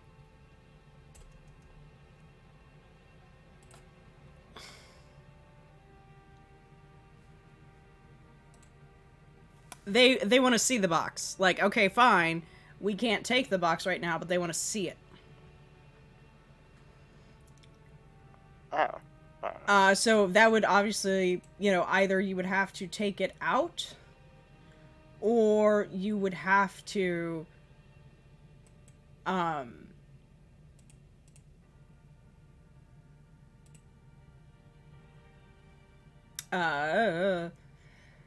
sorry, I'm trying to do too many things at once. We'll basically Bring set up- someone in? Yeah, bring someone in. Thank you. All right. Absolutely no on that one. Actually, Wait a minute. I mean, we could if we like blindfold them and stuff. And they pay us a lot of money. It wasn't part of the deal. What like that? It was hard to get this and deliver it. Not wholly here warehouse fees. And then let people come by and check it out and make sure it's good. These people are very unprofessional. I can see why they're working with you. They think we've lost it or what? They're the wrong item? Well, they just don't believe that we have the item in the first place. Well, then let us deliver it for them. Yeah, but I agree, not in this base.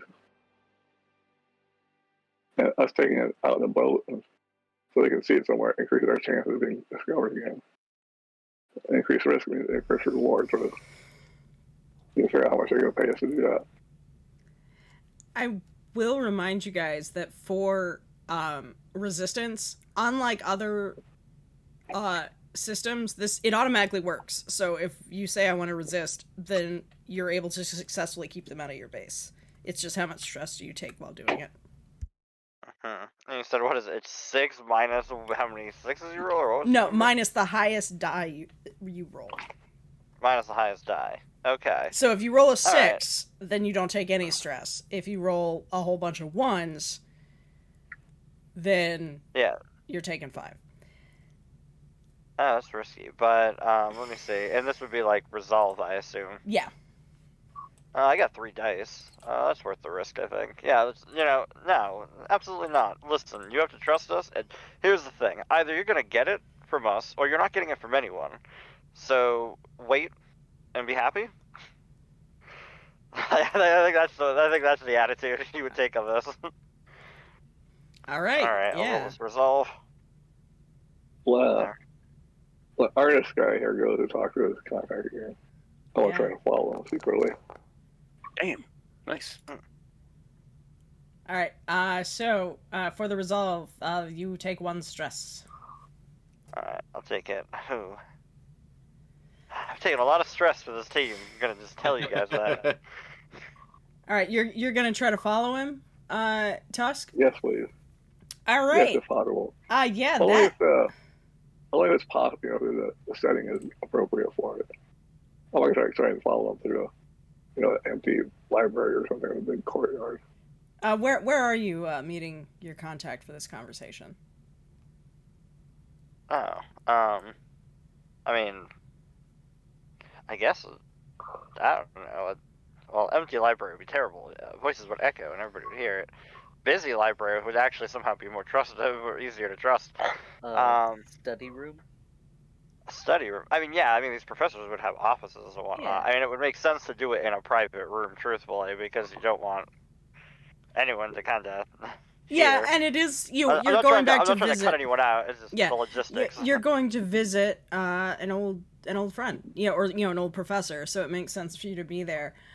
So Tusk, you would have to go to Charterhall University if you think you would be able to blend in and follow. You can. You'll have to tell me how you're doing it though, because there are some roles involved. Well, I Dirk don't know anything about Charterhall University. Does my character think he can blend in? Or is it like everybody has to wear a school uniform? Well, so Duskville Academy is the super snooty one. So it's not snooty, but it is like, big like state university research center. So, I mean, you could conceivably be walking around. It's just the closer you get to an individual office, you might be questioned. Especially if you look more like a laborer than a student. Unless, of course, somebody thinks that you're like the groundskeeper. I will try to follow him and follow him across the grounds. And what time of day is it when he's doing this? Evening or anything? Or I would imagine like late afternoon. Yes, it is still dark, of course, because this is Duskfall, where there is no sun. right. So, outside of this building, it looks like you went to, there's other windows that have lights on. Never mind, forget about that. I'm not doing that anyway. Okay, all right. You are able to follow him. He does go to the university. Does go to their offices. I will take this time to tell you guys that typically most places still have like gas lamps, like or some sort of lamp, candle, oil lamp situation. There are of course the electroplasm lights. That same as what power the lightning fences. So it's not like it's dark, but it's also not, not light either. I think I have... Do I have... I do. No promises on the quality of this image, because I found it on the internet. And whatever. But behold, night market. So, things are lit up. Most places would, obviously, there would be lights and windows, that sort of thing. But, yeah, there we go. Did we lose Kyrobot? We lost Kyrobot. Or she just stopped playing. Why did you stop playing, Kyrobot? Tired. Oh, no, I'd forgotten to put the, loop the playlist. She's a cat, that's why. She's a cat. Never name a bot after a cat, team. Nope. That's a bad idea. Alright, so, your contact does allow you to do that. You do take that additional stress. I believe we are now ready to do some downtime. Yes? Yes. So now we get to do the downtime minigame.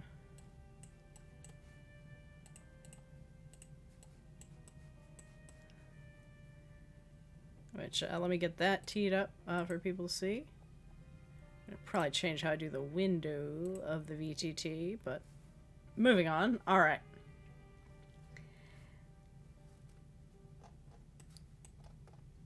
So, I have very bad news for you the way you're doing this. You're not getting a payoff right now. You have not delivered the goods. I will also say with the result the Dreamer got, you're not gonna convince them to give you money up front either.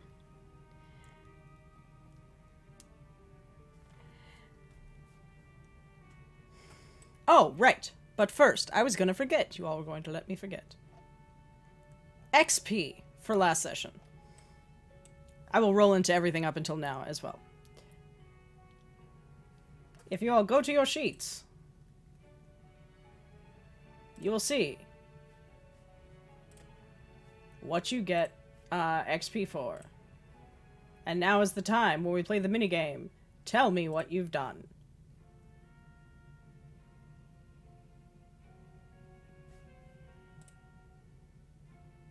Oh no. Are you all talking and I can't hear you? We are. No. Okay. No, I think you should. you left it open-ended instead of saying you go first. Okay. Fate. Alright, roll a fate. Roll a fate. Yeah. Okay. Y'all, one It's of these... always me for some reason. We'll find out. Always the. Look, there you go.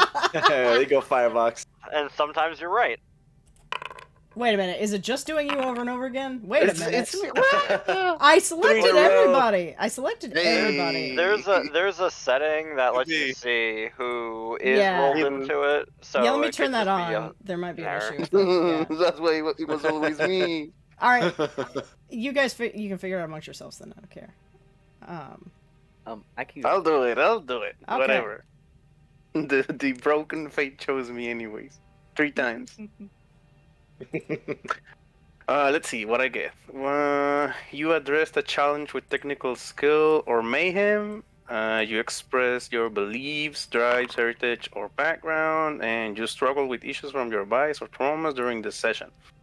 Let's see. Would the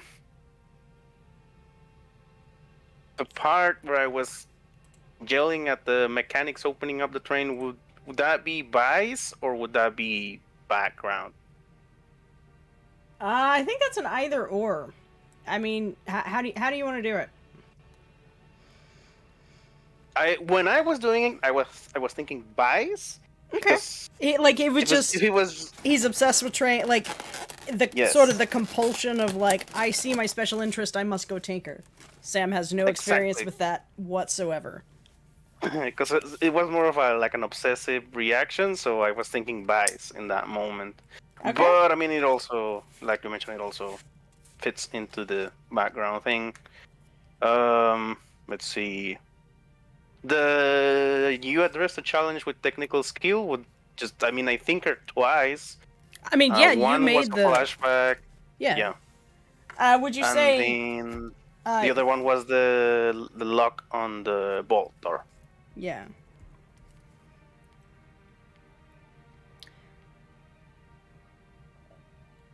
Yeah, so I would say the addressing challenge with technical skill happened twice. Or, more than once, you get 2 XP for that. You struggled with issues from your vice, so I'll give you 1 XP for that. Express your beliefs, drives, heritage, or background. That one.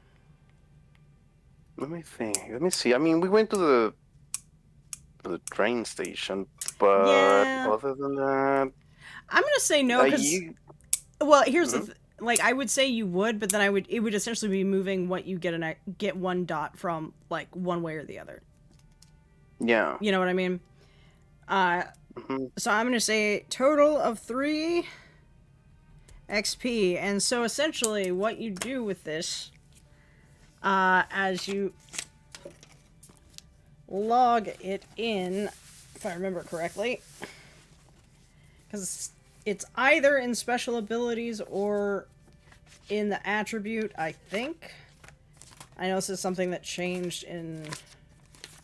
Yeah, hang on. Yeah, it says playbook or attribute. Okay, so yeah, essentially what you want to start getting ready to level up. Either one of your attributes or your special abilities. And you've got 3 just to spread around. You could do 2 on prowess and 1 on the book. Alright.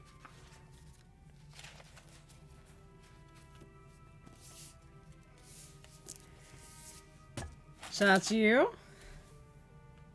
Alright, because we're just going to do XP. Whoop. Sorry, while you guys keep doing this, I'm gonna go ahead and just go and feed the dogs right now. So I have a little bit more time and we can take a shorter break, okay? Okay, yeah, probably take a sounds break good. at 9 anyway, so yeah, that's cool. Alright. I can go if you like. Okay, well, I mean, the bot did finally eventually pick Ethlam, but, Oh up to no, you. go right ahead. I'll go right ahead, Nader. I am good. I will go ahead. I have 3 that I can call out. I basically did a ghost compass to point us in the right direction once we got into the general area. I called upon my connection with Nirix, the possessor ghost friend of mine, and I used my ghost key. I also attempted to attune a lot. You did. I'm gonna say that counts as a struggle with your vice. Simply because you definitely tried to attune to everything. And that was, in fact, like, in a way what got you guys caught, because you were taking your sweet time with it. So I'm gonna say, let's see, you did address a challenge with arcane power. Did you express your beliefs, drives, heritage, or background, though? The only thing that I could say in relation to that would be being so into, like, spirits and wanting to attune and commune with them, basically. I mean, that's fair. There was definitely like a derailment there of, but ghosts. Alright, alright. So yeah, so I will give you, it's gonna be kind of the same thing with Noble. I will give you 3. And it's essentially like, because you did it multiple times with the challenge, like you attuned with so many things, it's basically, are you counting that as like your vice or using your skill? Because I'm not letting people double dip on that one. Gotcha. Alright. Done. I see you do that. Okay. Sirocco, you're up. All right, Sirocco could argue for 2, I would say.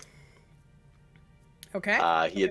He addressed the challenge with evasion. I think that's very easily to do, as we were trying to impersonate and try to avoid as much danger as we could.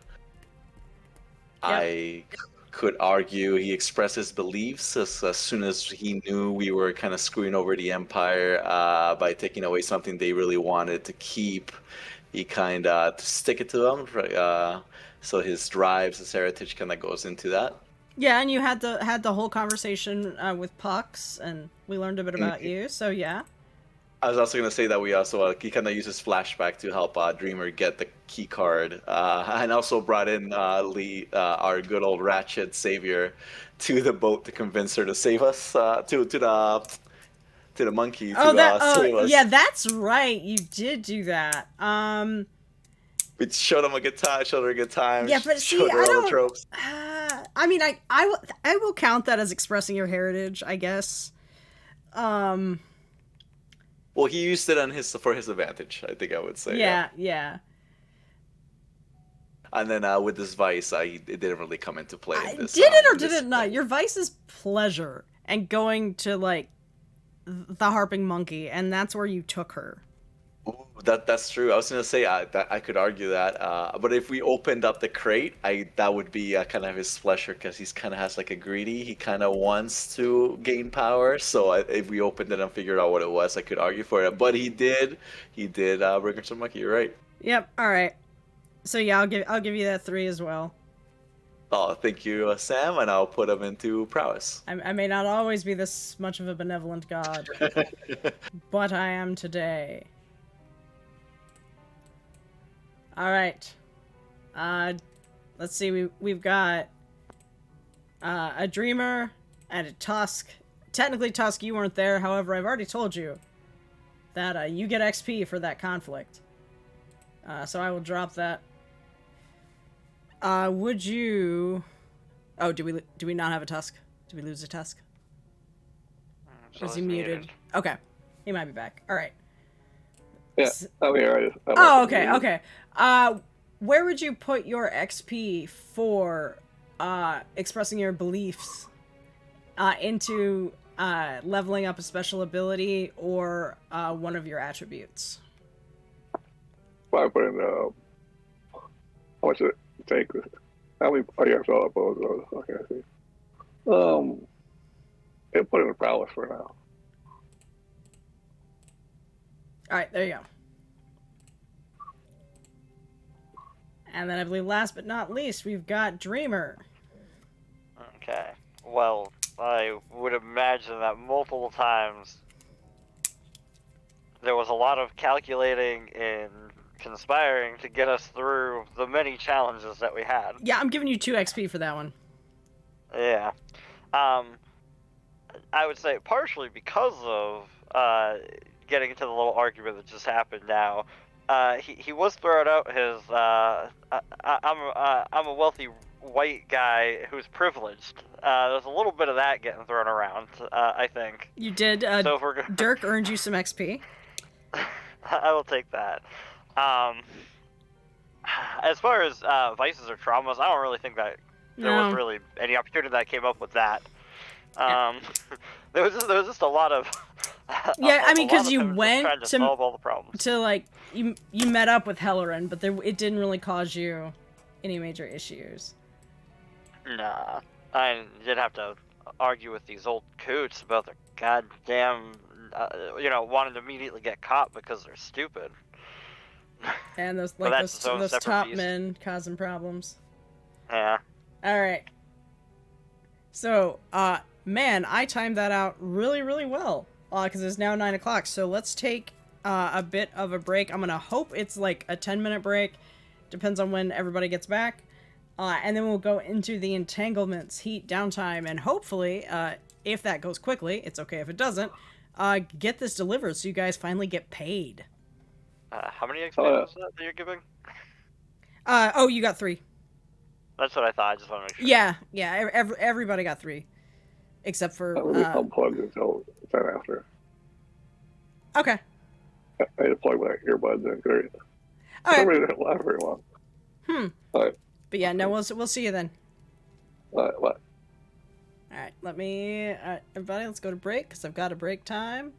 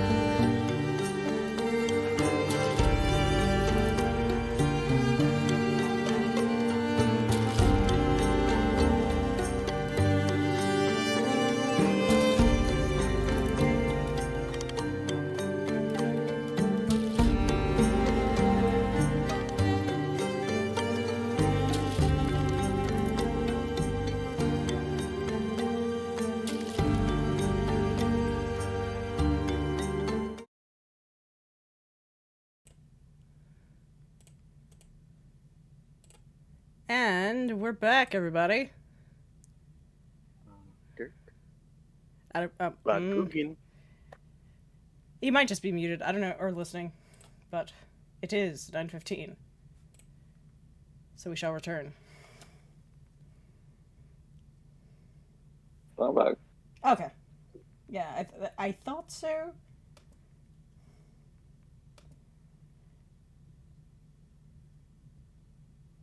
Let me make sure. Is Kyrobot cooperating? Yes. Alright. We have returned. We are here. And I was remembering that we needed to do crew XP. So, the crew gets 1 mark of XP if they execute a successful smuggling, acquire new clients or contraband sources, contend with challenges of... Okay, here's the thing. You executed, but it's not successful yet, because you have not delivered it. Don't be a jerk. Like, I know I'm being a jerk, but I was like, don't fight me on this one. You'll get it for the next one. However, you did 100% contend with challenges above your current station. By, like, a lot. But did? We did. You I feel did. like it was a Significantly. breeze. And I do feel like you guys expressed the goals, drives, and inner conflict or essential nature of the crew. So right now you're sitting at 2 XP. Here's your chance to convince me of other ones. Yeah, I thought we had 0. What? I thought we had 0, like we had done nothing of that. None of those. That's what I was thinking. Oh, no. Like, I mean, Well, you guys went up against, like, the military. I mean, you're going to see the consequences of that here in a minute, but... Which is why Seb would like to parlay for an extra XP because of how high level our heist was, and because the possible repercussions of this heist and the Imperial military up our ass. I think it might be noted that maybe we deserve 1 more. Well, I could give it to you under bolstering the crew's reputation. Or developing a new one. I mean, you definitely got yourself noticed. So I'll allow it. Actually, yeah. Yeah, no, I think you could actually know. That makes sense too, because even if people find out it was us and the repercussions come, then people know it was us, and we did that. I mean, clearly we fucked with spooky shit the whole time, which is definitely our cargo type. That is your cargo type. Did we remember to spread some Gravedust when we left? Wait, better yet, did In the Why boat. would you leave a calling card? You never leave a calling card. the ghost leader paint our ghost symbol? We're the wet bandit. Just running around Zoroing? No. Alright, so I will give you 2 XP for the success total of 2 XP for the successful smuggling. I will give you 2 XP for challenges above your current station because Seb sold me on it. Or sorry, the first 2 was not for successful smuggling, my bad. That was for expressing the goals, drives, inner conflict, or essential nature of the crew, because you have not successfully done it yet. So yeah, so you have a total of 4. Oh, I'm sorry, Sam. You cut off for me. Did I cut off for everybody? No. That's a you Almost, problem then. Ooh. Sorry, I did not mean that to come out. It's just like a very rare... I got it. Look, after the skunks and like everything else last week, I'm just like excited that it wasn't me. All right. Man, that attitude of yours, where are you from, New England? What's going on there? Hanging around with the wrong type of folk. Hanging around with all those like Yankees and carpetbaggers. Sorry that if I don't say it in the voice, it doesn't work right. Goddamn Yankee. All right. So we are now into the full-on downtime phase, which. So it starts off with the payoff. Guess what? You don't get any. Yet. You will. Eventually. Maybe. Yeah, Yeah. because we're -4 now. You're negative 4 right now. But now we get to do your heat level. So, you start with hang on. Let me double check on here because it doesn't say the base, because I'm trying to remember what I base that off of. If it's the target, because if that's the case, yeah. I didn't mean to laugh like that. That's rude.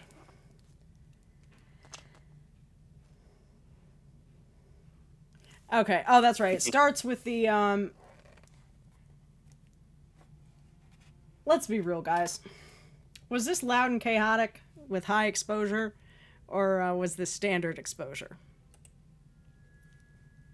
Maybe if I set off a bomb, it would have been chaotic. Midway to lower, because we didn't kill anyone. You didn't. I'm just looking at the right here.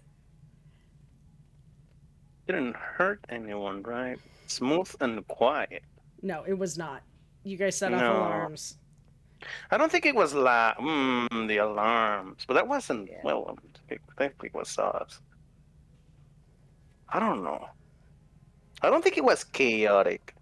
All right, I'll give you the 2 heat because, you're gonna add heat for the high profile or well connected target, and you're going to add heat if it happened on hostile turf. And it Oh, definitely yeah. did. And it definitely did. So that is a total of 4.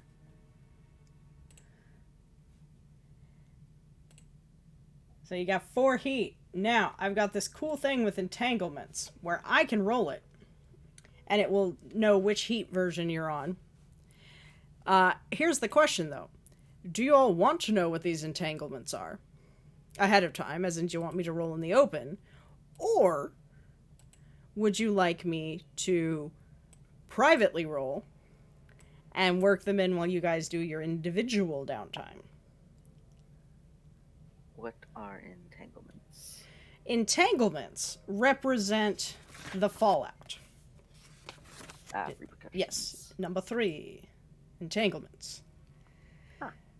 Your scoundrels and crew didn't just spring into existence tonight. You have a complex history of favors, commitments, debts, and promises that got you where you are today. To reflect this, after each score, you roll dice to find out which entanglement comes calling. I vote for private. I think private would be interesting. All right, that is 2 votes for private, which is Sure, whatever. okay. That's 3. That's fine by me. All right, cool. Now let's see if this works on if I do a self roll on here on the rollable table. If that doesn't work, then I will roll it again on ye old actual dice.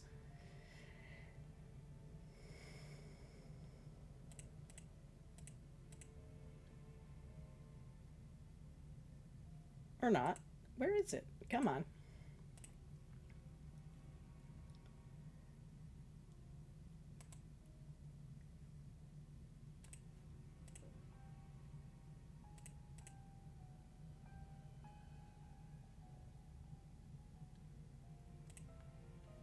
Would my debt give us heat? Your debt? No, probably Yeah. not, but it would affect you. I'm gonna die again. Maybe, maybe not. Don't give him false hope.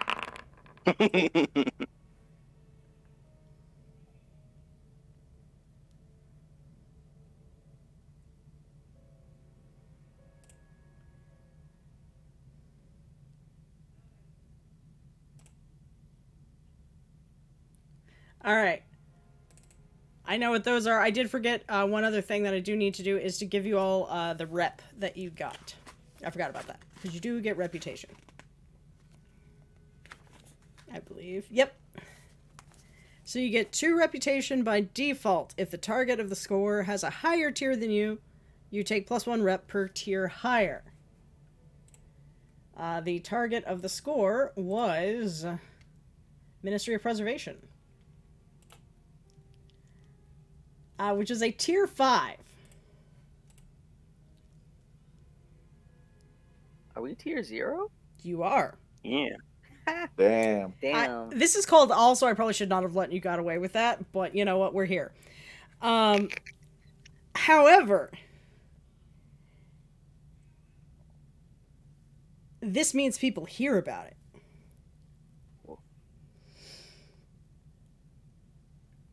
If you want to keep it completely quiet, you get 0 rep, but nobody hears about it.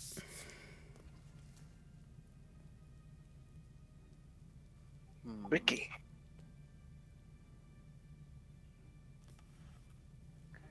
I would honestly rather no one hear about it this time. What exactly do we like gain or lose from rep?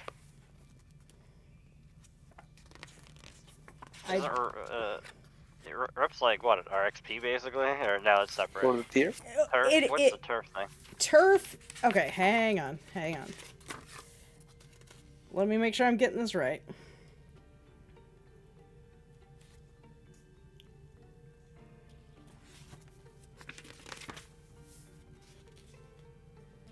I believe that is your tier, is what allows you to move up on that. I believe. Let me just...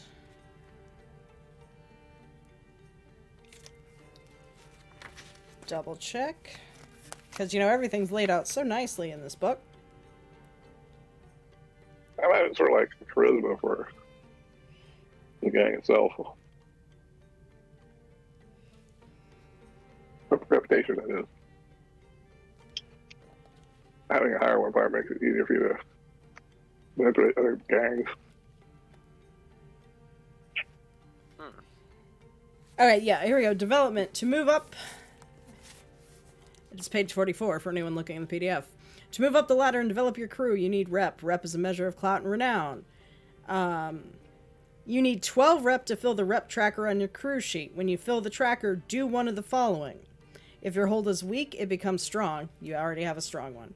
Or if your hold is strong, you can pay to increase your crew tier by 1. So yeah, it's how you level up in, like, tier. Which means you can, like, you know, your gang is kind of counted as bigger. Then what does crew XP do? Gets your special abilities and your upgrades. Okay, Yeah, So yeah, it's what think Dirk was of it saying. as, like, Rep wide is like versus deep. charisma. Like, yeah. gotcha. Yeah, I A would go bigger wide blade versus- against a sharper blade. Yeah. Things I'm gonna regret to say while my parents are listening. What? Rep is how big your dick is. XP is what you can do with it. It's the motion of the weight. Yeah, I don't Motion know. of the ocean. All right. Anyways, I'm waiting for my mother to come up here and throw something at me. All right, so.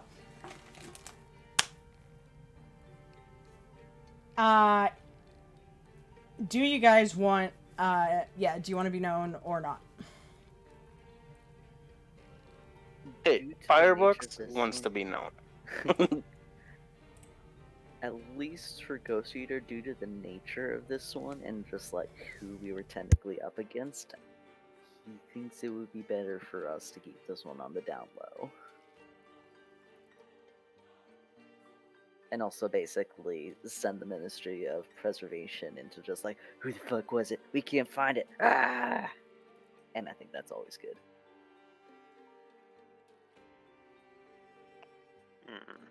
What was the question again exactly?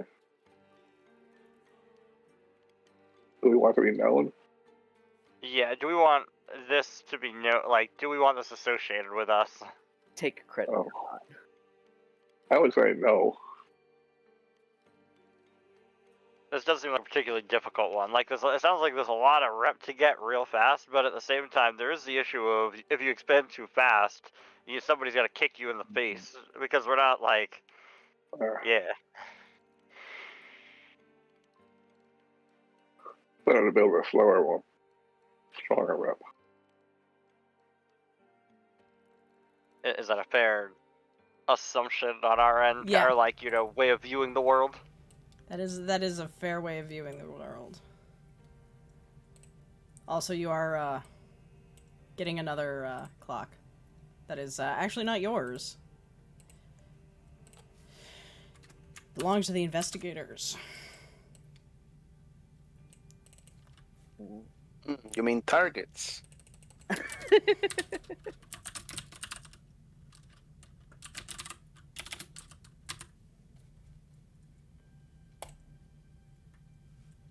Listen, at some point, when they find or try to find our hideout, I have to set up a fake one that's gonna blow up. I mean, fair. Yeah. Right now they got eight slices, or 8 ticks on a clock to catch you guys. I'm just putting that out there. But anyway, so are being loud or quiet on the rep? I need an answer. 1 vote quiet. I'm going with quiet. Very much agreed. All right, that's a majority. We're going with it. So now we get to, I have rolled the entanglements. I know what's going to happen. And we get to your all individual downtime. You may pursue 2 downtime activities from the list below. You can spend coin or rep to do more if you like. You can also spend coin that you all don't have to get extra dice on any rolls you may make. Now, reminder. All right, here are the options. You can acquire an asset that can be either like a physical object that you guys have or a temporary person to work with you. Not necessarily a cohort, but essentially, like if for some reason you wanted like pucks to come with you on some sort of score, you could try to do that. Long-term project. You get your own clock and a thing you start working on in your downtime. This includes crafting things, which I know somebody is very excited about. Firebox. But I'm poor. You can recover, which is get treatment to tick your healing clock. When you fill a clock, each harm is reduced by 1 level. I need to double check, or I guess actually, Christopher, if you've got the PDF open, if you could double check on the level 1 harm, if that's the same for that. Like if you're still dazed that whole time. The under. Should be harm and I don't know. I'll look here in a second. While you guys think about what you want to do. You can reduce the heat on the crew. You gotta tell me how you're doing that. You can train. Which is essentially you can spend that action to get more XP. You can train a given XP track only once per downtime. Or you can indulge your vice. Which is how you reduce your stress level. A reminder, if you go over on your stress bar, you gain a trauma. With 4 traumas, you're out. You retire or just kind of go crazy, like the Pendragon thing. You're like screaming in the woods or whatever. So yeah, you probably want to do that. But be careful, if you overindulge your vice, bad things can also happen. Now, we start at 0 trauma. Correct. I mean, unless you want to, like, play super hard mode and, like, give yourself Well, yeah. extra trauma, but... Well, no, just because it says if you don't or can't indulge, then you take stress equal to your trauma, so it's one of those, like, we don't have to worry about it until we've kind of already gone over, but if we don't reduce it beforehand, that's how we're gonna Correct. get trauma in the first place. Correct. Oh, Yeah, that's it's, a good like, the mechanic. early... Yeah. Early game, it's more the, like, how much do you want to play chicken with it. Yeah, I got the fun thing where I'm at 5 stress, and I'm like, damn, I know I'll roll the 6 this one fucking time. yeah, there are some good reasons. It also incentivizes taking on stress to a certain degree, because if you get more than 6 stress, then you're not going to overindulge.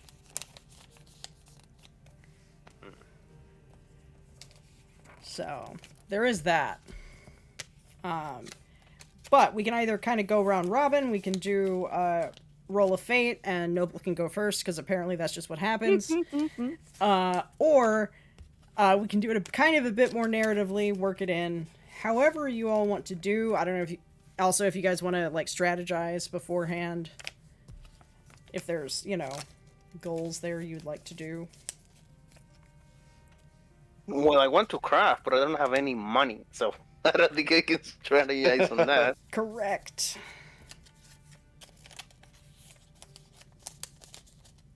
I could even argue, Seb, as a player, could even argue that if Tusk could probably try to get our heat down, if anything, seeing as he doesn't have any stress. Well, remember, you can take 2 actions per downtime. Mm-hmm. Well, I have a lot of stress. I depending on my role, I might have to do both or something else. I can remove heat from the team. How do I do that? I've seen the list that you were reading from before. It's on here on the Foundry screen in the book. Shift ping. Are you all seeing it? Yeah. Okay. No, but I'm stupid.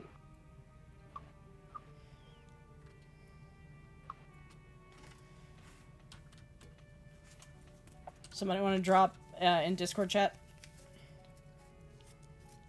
Okay. Try to.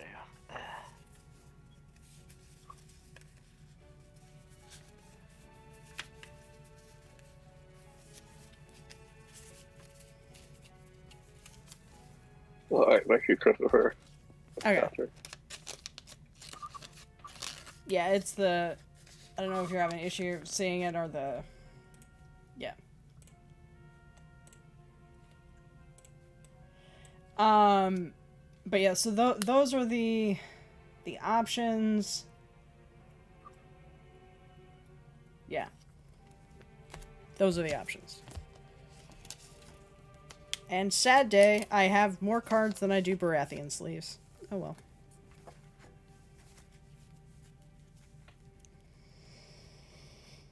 So, Tusk will try to reduce heat for the team and train.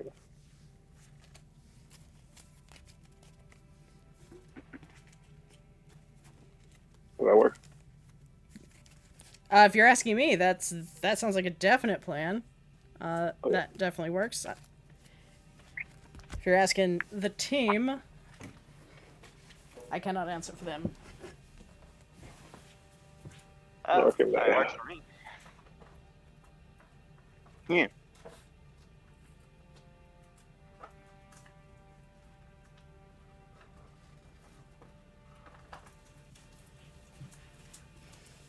Alright, how do you plan on reducing heat for the team? Or, well, okay, here's the correction. Do you want to go ahead and role play yours? Or, do we want to kind of go around and just do the mechanics and then, if you're ready, Dirk, we can just hop on in. I'm not ready. Not ready? Yeah, no. Alright. My brain's flowing, so somebody else start off. Okay. Alright, who's next? Also, I found more Baratheon sleeves. I want to confirm that I do need money to craft anything at all. Do I? Let me pull up crafting. I'm reading right now. It says that I can spend coin to increase the tier, basically, of the result.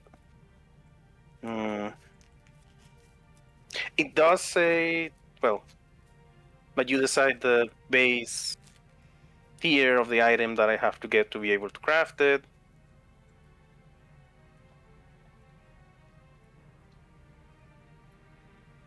Which, Yeah. means that having coin is better overall, so you can bump the tier and actually get the item that you want. I wonder if a quick Google will give me a result.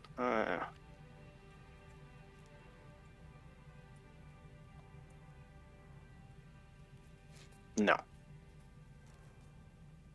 Yeah, no, let me just see. Okay, it's the base, that's the base quality level.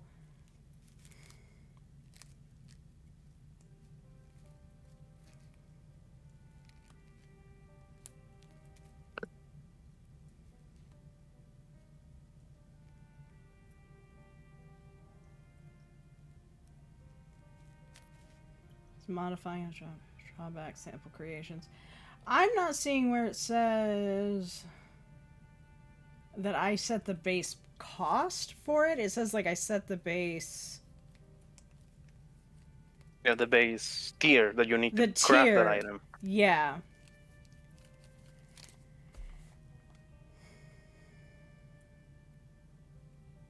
So I guess it would be like plot money? I don't know. No, here's the thing is like right now you guys are tier 0. Yeah. So I need to get a 6 when I roll to be able to craft anything tier 1. No, it would be because the roll adds to your. Well, yeah. Well, no, because it would be. Sorry about this. Yeah, I mean the rules are not very. Yeah, they give you what they give you. I'm gonna say. Give me a second. We're gonna go to somebody else, but I will allow you to do this. I think.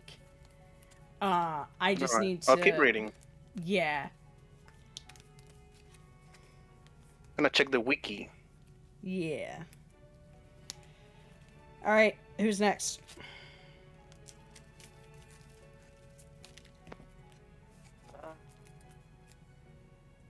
All right. Here, we'll just commit to something. All right. Hold on. Did you say I had to use downtime to do something already?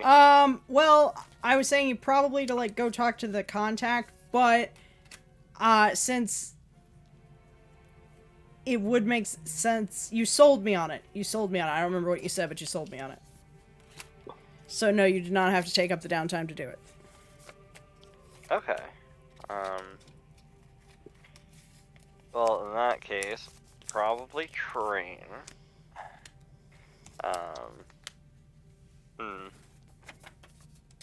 Let me see. Probably train prowess, because that's the one we get the bonus XP for the moment. Most likely working on being quieter, in general. By laying low.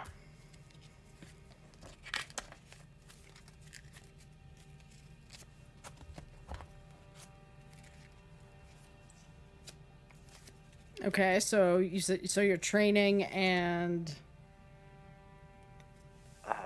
The other one.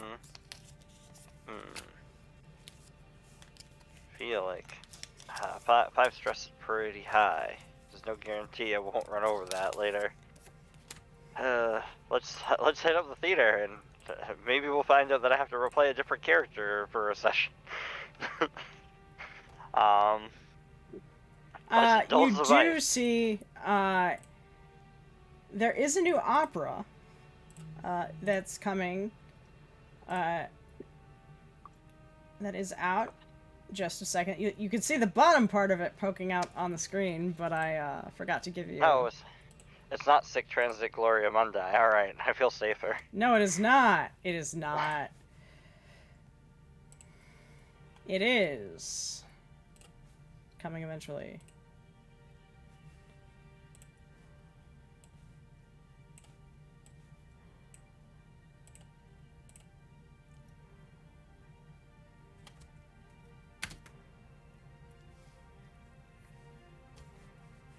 A new play called Tosca. Anybody here opera fans? Nope. No. If you replace the K with the C, you'll get a description of an opera by Puccini that is very suspiciously close. But that is coming out. You do know that, so there you go. All right, fair enough. Then Obviously, being yeah. directed by your good friend Maestro Hellerin, who I believe you all were roommates when you were in school. Yeah. Yep. Good friends. Yep. Good old pals, bros. Yeah. And then I roll my lowest attribute, which is prowess, actually. Yes. Yeah, I was just saying. I mean, we can RP this out a little bit more. We could just roll. Well, here's the question: do you want to start into the role play, or do you want to do the roll first and then let that inform you? Okay. Yeah. Then yeah, it is your lowest attribute. All right. Come on, don't roll higher than a 5.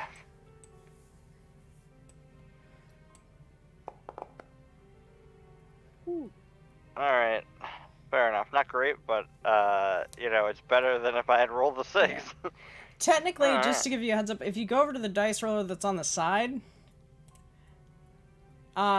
you should have an indulge vice. Oh, okay. Fair enough. Just so people know that is a thing over there. Okay.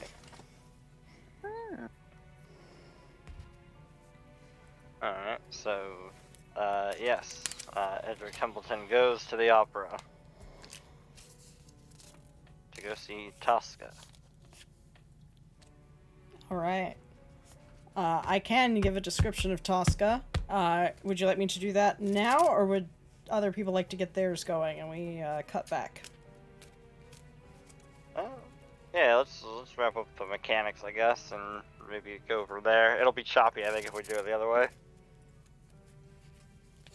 Or we'll get The only lost thing in would be stuff. if people want more time to think what they're doing. Also, yeah, like I said, you train, you marked that. Okay, so we did your mechanics. Who wants to go next? I'm good to go if Alright, you're up.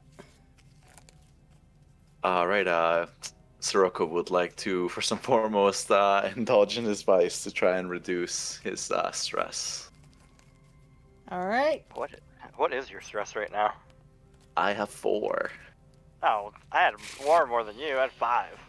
Yeah, but it's still a good roll should be fine. Just I don't want to go over.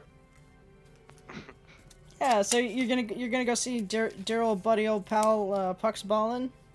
Of course. I'm gonna keep saying Ballin' now, because now that I've said it, I'm never gonna unhear it. Puck's bowling. Gonna go to ye old hanging monkey. Harping monkey. Damn it. Somebody said hanging monkey last week, and now I'm gonna keep doing I it. did, yeah, I did. Oh, it's hanging you. monkey. That sounds rough. Alright. The harping monkey, since we have to lay low for a bit, for a couple of days, Sirocco's gonna sneak out for a drink. He's bored. Alright. Give me that roll. Okay, look. We've reached the threshold of dick jokes. Because I forgot to put, like, adult content on the stream, and I'm regretting not doing that ever since we started talking. I'm the worst culprit for it. Yeah, so use that dice roller over on the side there, and roll me an indulge vice, please. And thank you. Seb? Oh, I'm so sorry. I missed where you had it. Where could I find it? On the left, far left bar, you should see dice. There should actually be 2 options. Oh, think I one see it right says there, yeah. FD, and then one's just like 2 dice. Click on Indulge it. vice. Yep.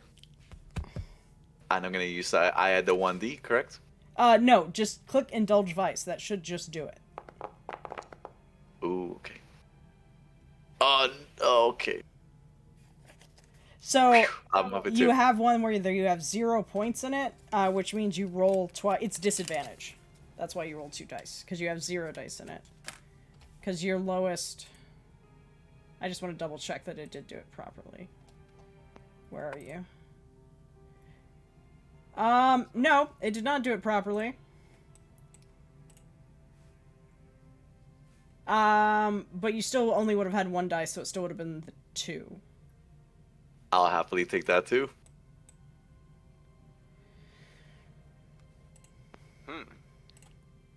Stupid robot. Yeah. Do I manually remove them? Yeah. Yes. Although, like, now I'm gonna click on you. I'm just testing this to see if there's a. Yeah, no. I guess you do have to put it in there. What if I do this? Because there is the other dot. Yep. All right. That's annoying. I was hoping it would know.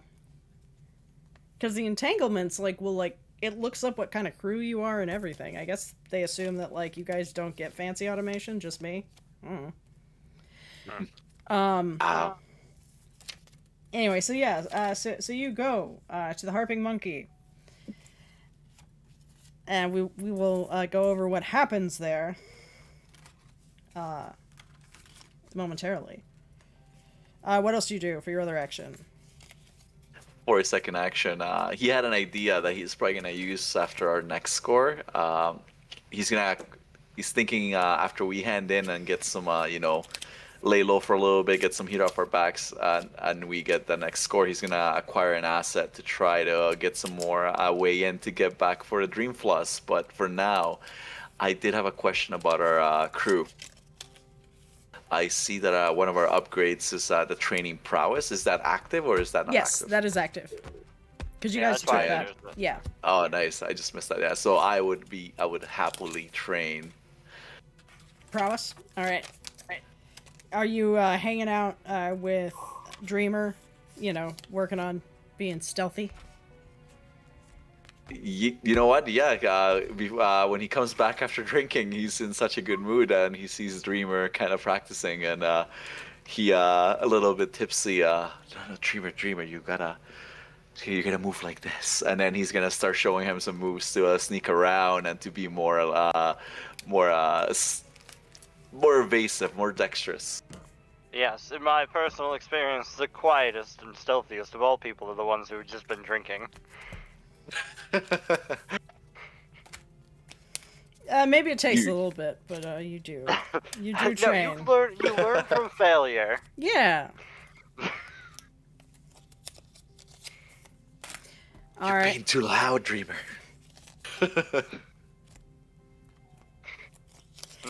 Yep, that's the situation. Alright, so let's keep going around. I believe Ghost Eater. What you doing?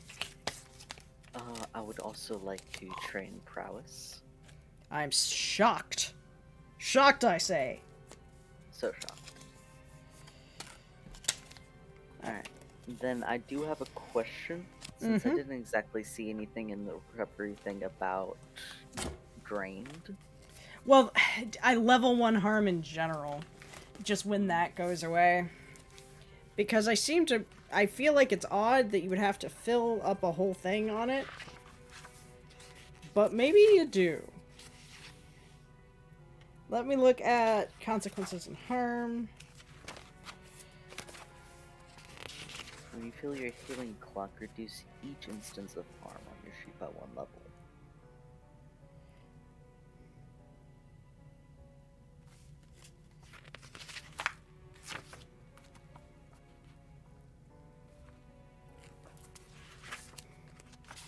Yeah, because I'm like, that's killer if, like, you're gonna be drained the whole time. Like, that is killer.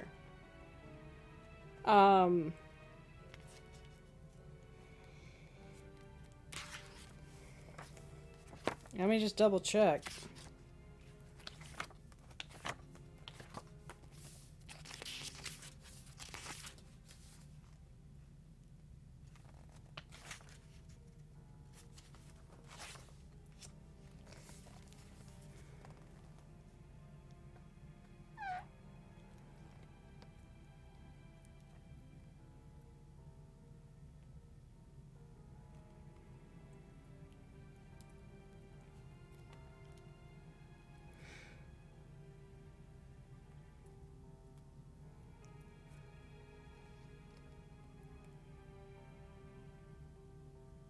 Okay, yep, so basically what happens, if you go on your sheet, let me open up, not your sheet, in case cross-pollinates, and you go to the harm, you see that healing clock? Yes. Essentially, what it is when you do the recover activity, you get a chance to roll to see if you fill up that clock, and when you do, everything moves down a level, meaning your level 1 harms go away. But you do have to do that. So it's not by, like, each individual harm or anything, it's just that. Okay. Then I suppose I would like to try. Alright, But we don't have a healer, so I would have correct. to find one via acquire asset.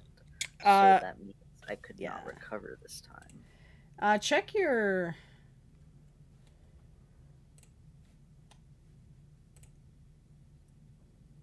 I know... Tusk knows a physicker. It is on his list of dangerous friends is a physicker. Yes, I do. This is a really scary name, though. Sawtooth. Yeah, yeah. Could you introduce me to your dangerous friend? You bet. Thank you.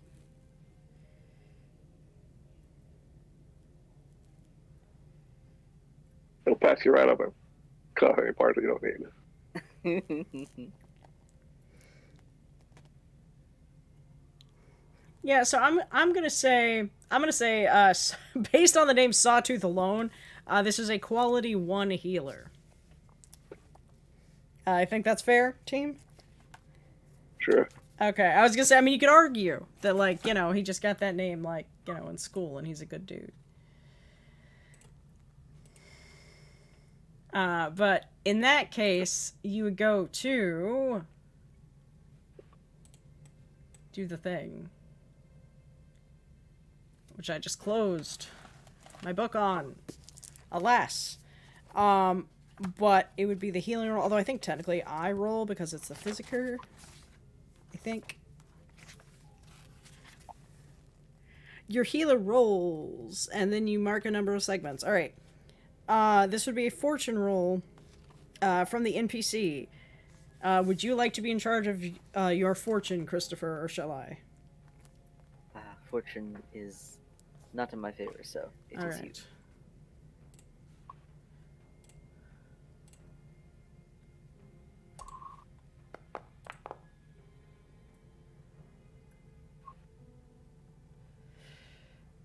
So that is 3 ticks on the wheel?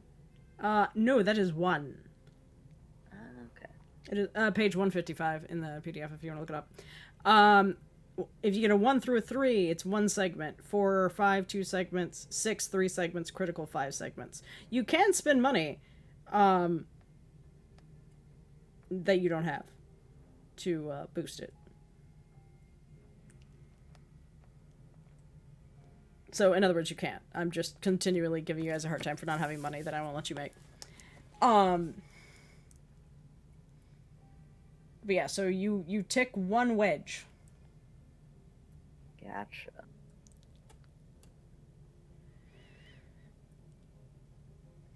Alright, those are your 2 actions? Correct.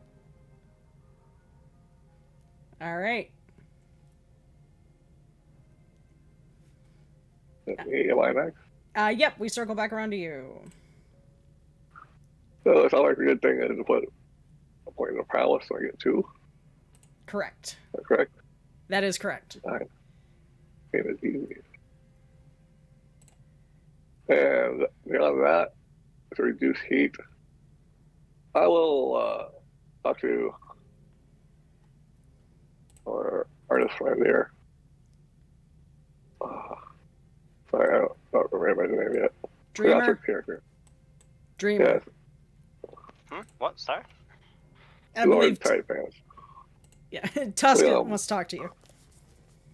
Oh, yeah. Where do you hang out when you're not hanging out with us? Like when you went to meet this guy who gave us his job, did you meet him in a public place? Oh, I mean, yeah, I believe we met at the cafe. You know, go to a cafe, go to the theater, you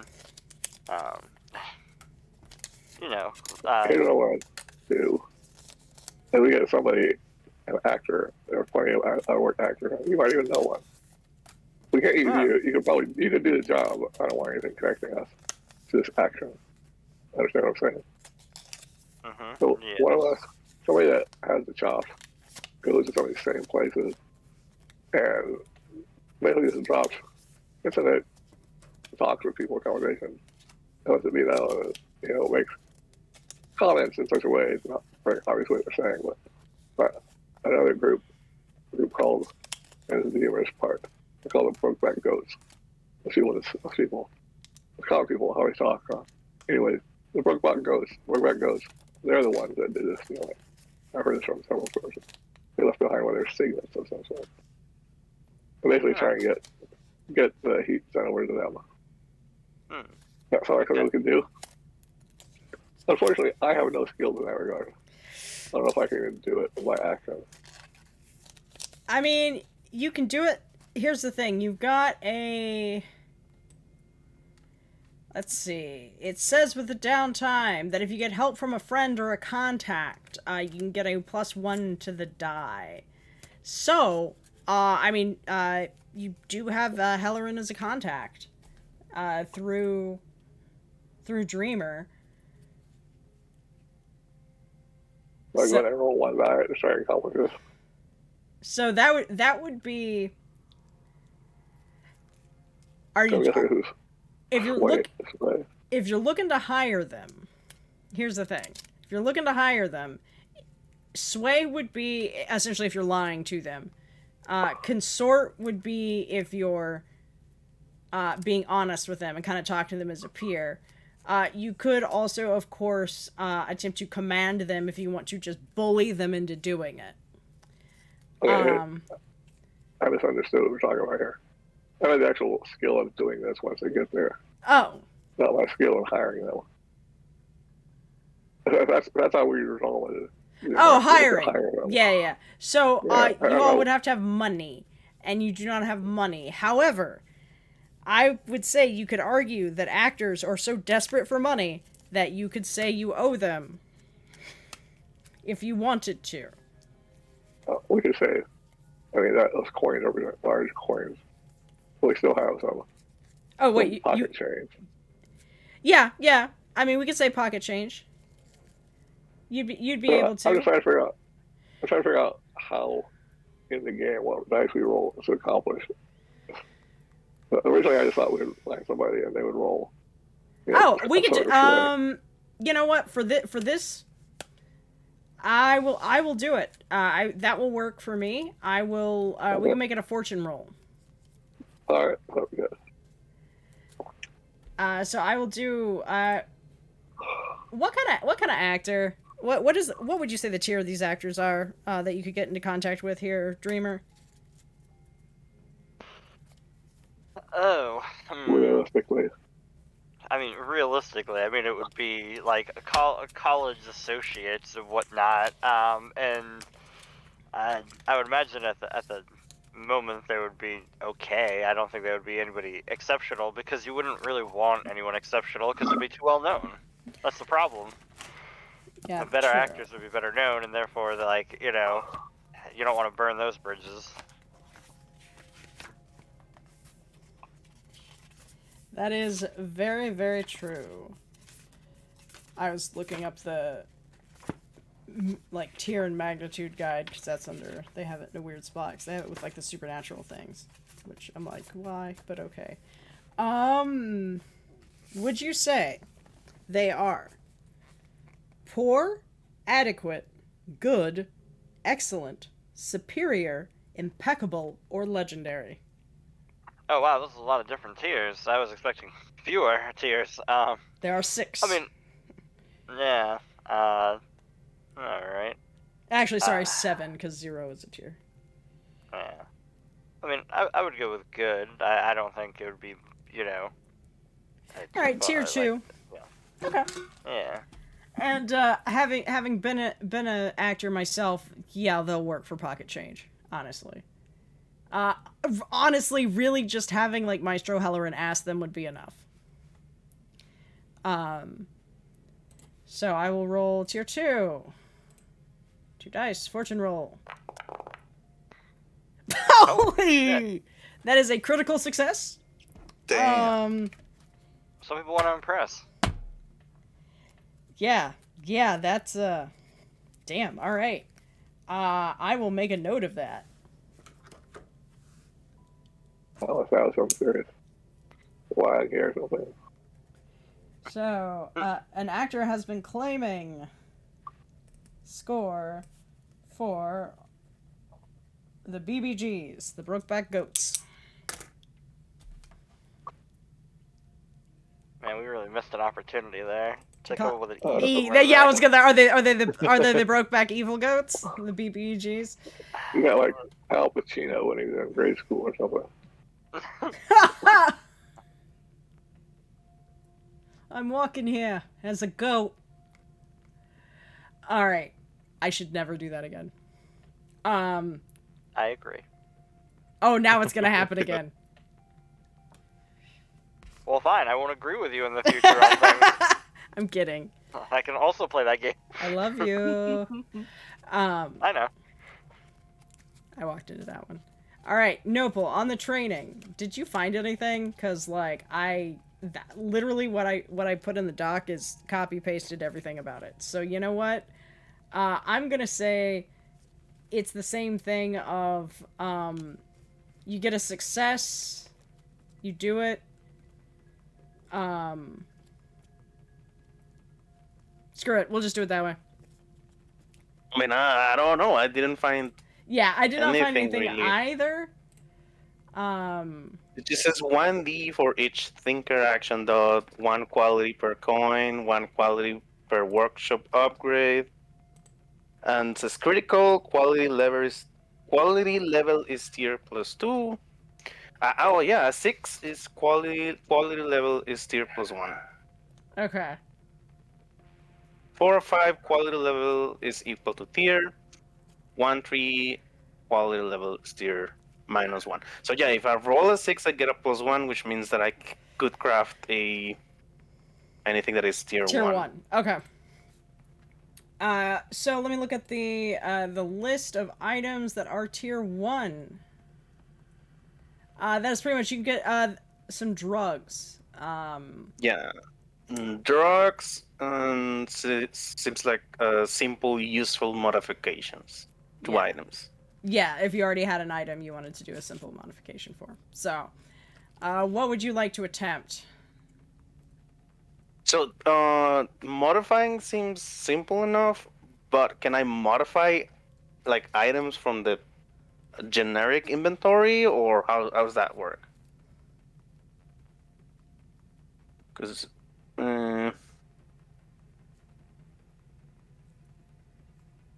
let's see. Yeah, so this would just be, so like if you look at the examples, it has a simple useful modification is tier +1 quality, is the rifle breaking down into 2 sections. So yeah, whatever you've got on your sheet, you can have a modification for. I would allow you to do that. So for example, could I make armor or heavy armor that uses less slots when I use it? That is more than a simple modification to me. Okay, so that would be like tier 2. Yeah, like that's like strengthening the barrel and powder load of a gun to fire further, or an electrical hull on a boat to repel boarders or ghosts. Because armor is pretty optimized from the get-go. There's only so much you can do with armor, so you're probably going to be dealing with special materials, that sort of thing. Alright. But if you wanted to modify a handheld item, you could definitely do that. Of course, like, chat, feel free to, tell me I'm an idiot. That's great. I don't use guns, so then let's go for some simple crafting then. The Black Lotus, so it says it's a resin, so how will you use that? Like, do you have to like put it on their skin? Do they have to consume it? Does it have to go into their bloodstream? You smoke it. Ooh, nice. So you have to burn it. That is... It's opium, is what it is. They call it Black Lotus, but it's opium. Okay, so they have to inhale it. Yeah. It would be like going to an opium den and having to smoke it. No, Christopher, no. Oh, was there something in a Discord chat? Oh no! Yes, I'm not even dignifying that one. I hate you all.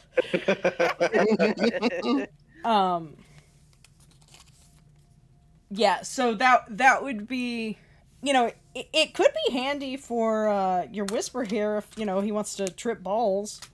Maybe attune more. Like, I mean, it doesn't fully give you like a +1 dice to attune, because that is what Quicksilver does. However, it could also like give people, put people in a stupor. I don't know. Some people, you could just smoke somebody out. I don't know. I mean, if I can like basically knock somebody out, that's useful. But I don't know if trance powder would do the same, because it says that it induces a hypnotic trance. When inhaled. Yeah, I mean, I'm reading this as like, it's kind of like hypnotic pattern in D&D, where like, they're enjoying it as long as you don't mess with them. So if you're trying to sneak past a guard, you could like, pocket sand them. Yeah. Yeah, that works. Alright, then let's go for trance powder. Trance powder. That's a tier 1, so. Yep. And I have to roll thinker, right? Correct. All right. Well, hope I get a 6. Let's see, is there something for? Is it acquire asset? No. No. Right. This would be. Let me see if there's one for crafting. It might just be a tinker. You might just roll it off your sheet. Yeah, there's not one for that. So just roll the tinker off your sheet. How do I do that? You should be able to open up your sheet, click on where it says Tinker. And it opens the window. The roll thinker, and it says action, fortune, gather information. Oh, that's how you're doing it. Yeah. Just do action. It's just an action. Because I don't think there's a... I mean, I guess technically it could count as acquire. Just go with action. Because it's just going to roll your... yeah, let's see what Yeah, just roll it. no 6s. Yeah, unfortunately, no. I'm gonna say you were working on it. You were doing real well, but like you don't have the best place to work on this. And then like Sirocco just shows up like obliterated from the bar, to start teaching stealth to everyone around. And maybe you all end up extra obliterated. He smells just a little bit like fire rum. Just a little bit. And interrupts the delicate process.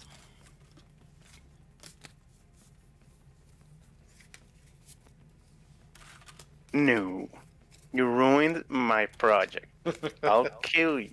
No, I'm just kidding. Oh, yeah. Ooh. It doesn't matter. We can do it. I'll try next time. I guess the second action would be training prowess like everyone else. It's a good option. I mean, it's 2 experience. Why wouldn't I use it? Yeah. Also, I just remembered I forgot to take the heat off of you guys for that ridiculously good fortune roll for the actor. Now, I will warn you that the Brokeback Goats might have something to say to that actor, so hopefully you didn't enjoy seeing him in place. I'm just saying. Man, I wanted some of that pocket sand. Yeah. There's always next time. Always next time. Yeah. Maybe when I have money. Yeah. Yes, it'll be a lot easier. Will forever be on that rising star. Like, what a great performance he had. You'll never have to taste the failure. Because his throat's going to be slit in a couple minutes. Yeah, true. He is saved from that. I don't know, we'll see. I've got some rolls to make to see how all that goes. Well, I mean, if he's so good, like he got a critical success, maybe he's able to talk his way out. Maybe. Yeah, I mean, we'll see. We'll see. Okay, so you were going to go see Tosca, correct? Oh yes. And yes, the that was description, we planned. just wanted to do that. All right, let me pull up. Cause see, I actually know opera, so I've got to actually look up. So I'm doing the proper version, as in the Duskfall version, and not mixing it up with the actual version. Fair enough. And I can give, if anybody wants it, you can have this as a handout later. I just didn't make it because for all I knew, you guys were gonna say screw it, nobody's going.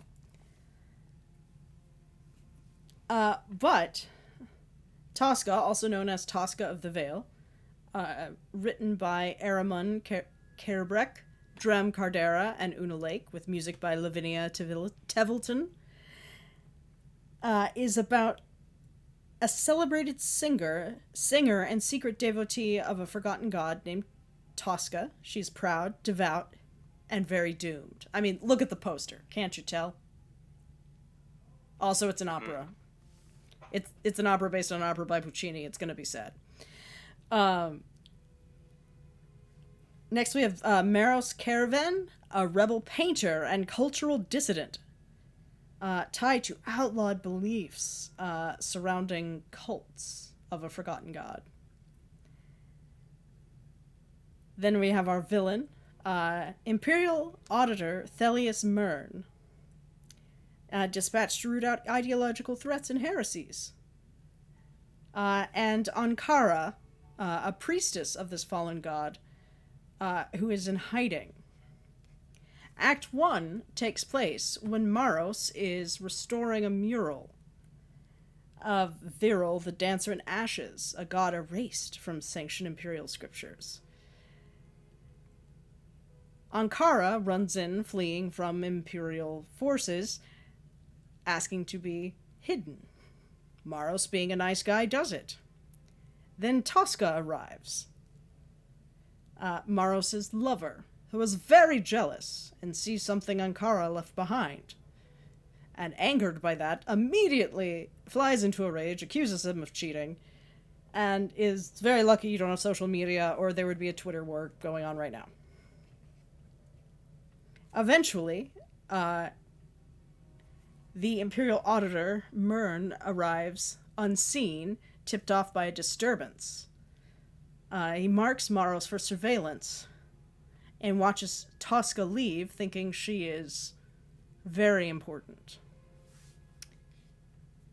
By Act 2, which takes place in Mern's sanctum, atop a lightning barrier spire, Maros has been seized and subjected to a mixture of torture and soul-scouring interrogation. I would say people act like this is just all fiction. It's probably not. That's probably a real thing. The Auditor is seeking not just names, but truth in some way. And Tosca is brought in under false pretenses. He pretends that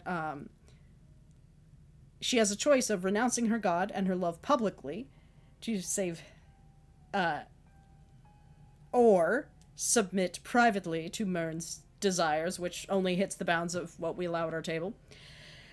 Either one, and he will spare Maros' life. She bargains that if she agrees, they get a writ of clemency. Mern smiles, signs it, and turns out it is all a trap. Tosca kills him with a hidden blade because we stan a violent lady.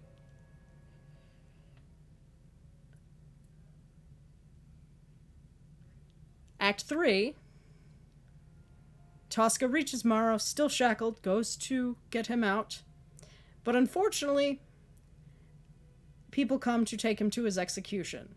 Because you see, Mern had lied. He was always going to be executed. He dies. Tosca, in her grief, voluntarily flings herself into the ghost field so she could not be used or controlled by the Empire anymore. I'm sure Dreamer can see why this might be a little controversial right now. What? Questioning any type of authority and whatnot. Never. There's never anything wrong with that in art and society. So this definitely hits a chord. Now, were you going to opening night, or were you going to one of the various sort of like dress rehearsals? You know, like open dress rehearsals. I feel like opening night feels honestly appropriate. Unless, you think otherwise. No, that's appropriate. I mean, that's a lot of money, but I mean, it is your vice, so that's fair. Right. That's why I was thinking it.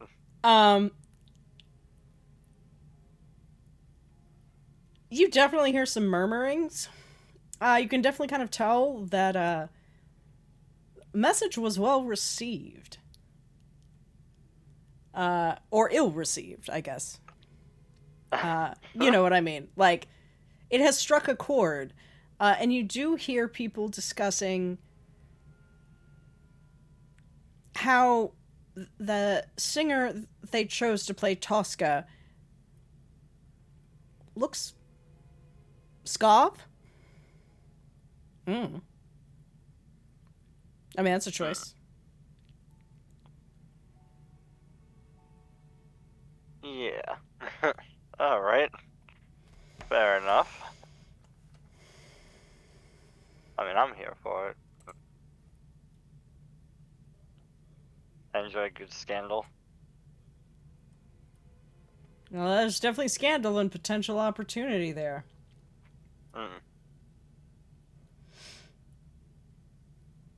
While you're out at your night at the opera, Delta Green. Anyway, moving on. This is another question to ask you guys. Who lives where? Because you don't live in the ossuary. Okay. We're not allowed to. Ghost Eater might. I mean, you could sleep there, but you can't live there because that's a tier upgrade.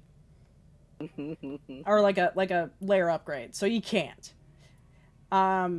You will often find him taking naps there. Okay.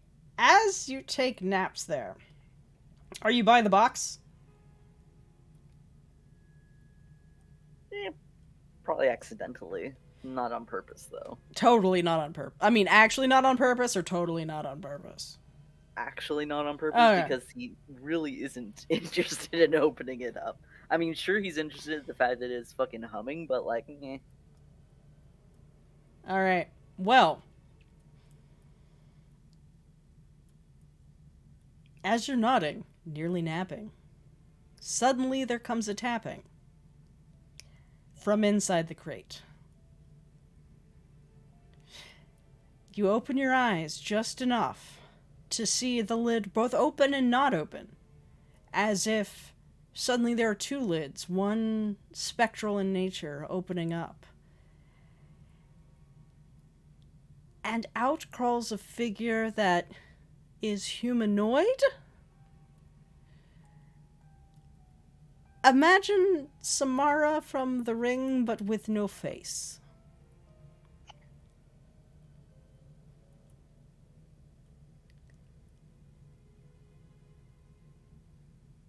At least no face until it gets closer to you.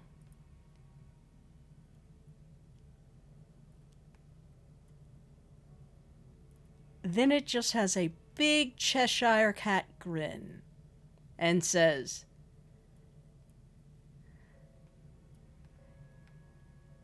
"Can I have a ride?"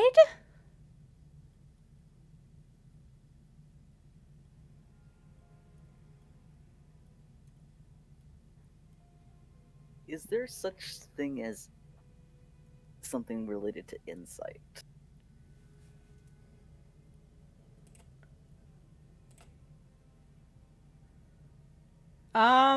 depends on how you're wanting to do this. There is, I believe, study. I mean, remember if you hover over. Yes. Well, yeah, I could go for study. Yeah, because it says you might closely analyze a person to detect lies or true feelings. So yeah. I'm gonna say, this is.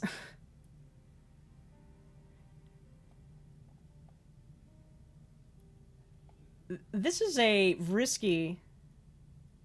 No. This is a desperate proposition, my friend. Because if you don't get its intention well, you're screwed. So this is desperate for standard effect. Which does also mean you get to immediately mark 1 HP. XP. HP. Success.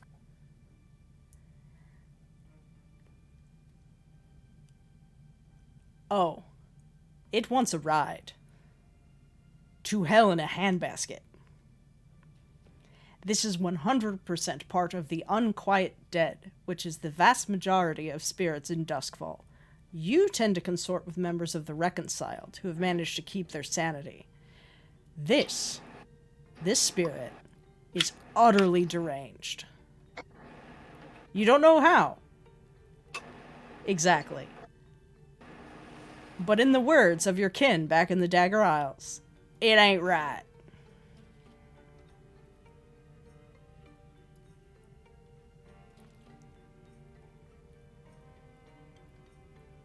Oh. The fuck is he tempted? Do I have any... Have I heard any stories about people who do accept possession by the unquiet dead? So, first of all, when you are possessed, each week you are possessed, you get a trauma. There's no choice in the matter. You just do. Second of all,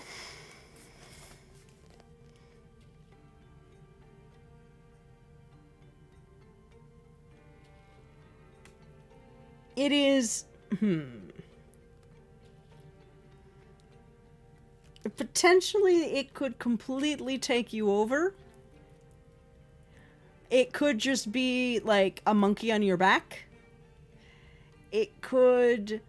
Like, it's hard to tell. And the other question is what kind of unquiet dead is this? Because, you see, there are a lot of different types of spirits. There are a lot of different types. Colloquially, they're all called devils. But, that's just colloquial. You've got, your bog standard ghosts. That's a thing. They're also like echoes.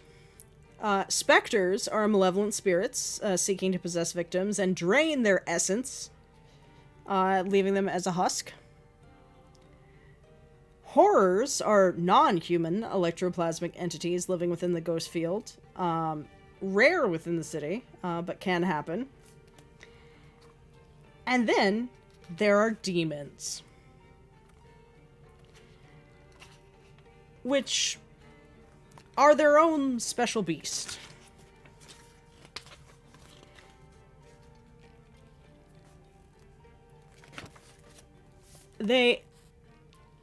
Shall I read to you about demons? Because you would know this. Please. Some scholars believe that demons are the first beings, brought into existence at the origin of reality, as the primal forces of the universe coalesced into the elements of nature. Each demon strain is thus connected to an element. There are demons of the earth, demons of flame and smoke, demons of the sea, demons of the sky and stars. Before the events that caused the cataclysm, it is said that the immortal emperor bound most of the demons and imprisoned them in the dark, hidden places of the world. But a few escaped this subjugation, and scholars believe these few are the ones that broke the gates of death in their rebellion and freed the greatest of their kind, the Leviathans, to shatter the world. Unlike humans, demons are not echoed in the ghost field. Their blood contains electroplasmic essence, which gives them eternal life. Demons are corporeal creatures, not spirits, though they are extremely difficult to kill. Most appear as monstrous humanoids with physical features related to their element. A sea demon is covered in dark scales, etc., etc., etc. Some demons can transmute into their corresponding element, and a few can disguise themselves with a convincing human illusion. The exception, of course, are the massive leviathans. No one knows the true shape of these horrors that dwarf even the largest of iron ships. Only a small portion may be glimpsed when they crest the surface of the ink-dark sea, drawn by electroplasmic lures. Each demon is obsessed with its dark desire, be it mayhem, manipulation, corruption, and so on, which it attempts to satisfy in every way it can, usually by preying on humans. A demon is a living embodiment of its dark desire, not a person in the normal sense.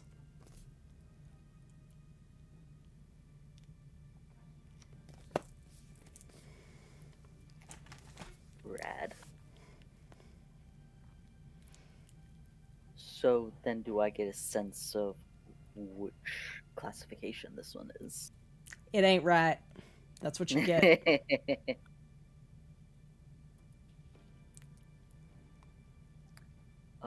Then I am going to look at her, head tilted to the side as I am just musing, almost physically musing about it, before he just shrugs, like, nah. I think my mom warned me off of you types. Oh, yeah, so about that.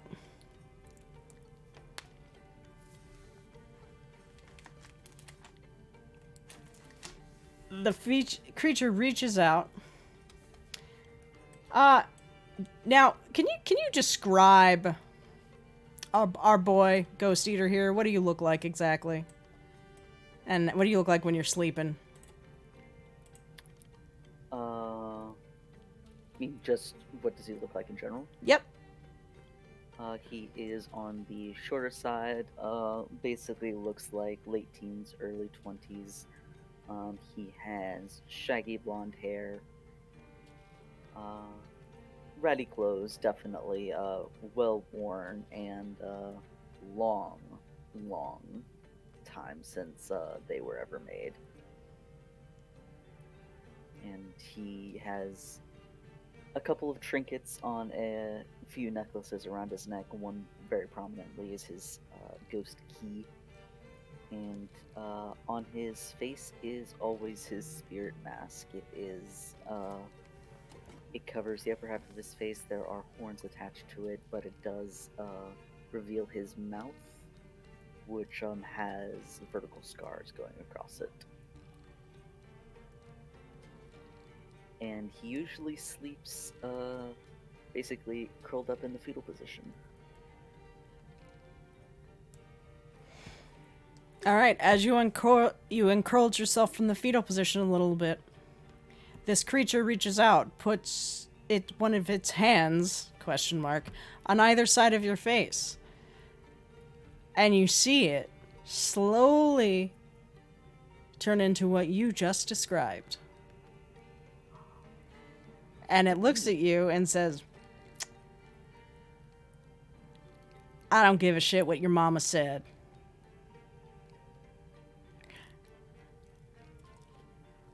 You feel like you've got one chance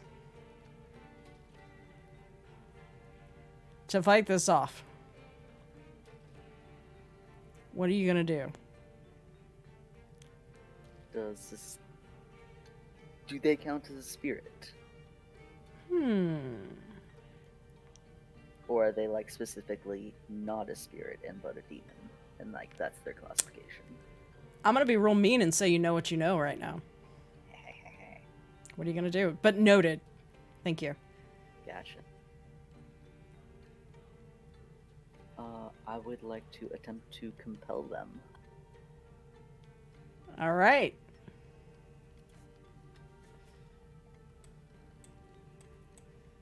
Remind me what that is? I can attune to the ghost field to force a nearby ghost to appear and obey a command you give it. I'm not supernaturally terrified by this ghost that I summon or compel. All right. You're gonna try to command it? Yeah. Or, yeah, the compel. Yes. Alright. Then I'm gonna say, does that specifically say you attune? Yes. Okay. Capital A. Alright. Then yes, give me that attune. You are, at, desperate standard. You're still at desperate. As I do so, I look at them. It's just like, I'm not into self-cess. Sorry. Looks like I am. This is too bad. And essentially what's gonna happen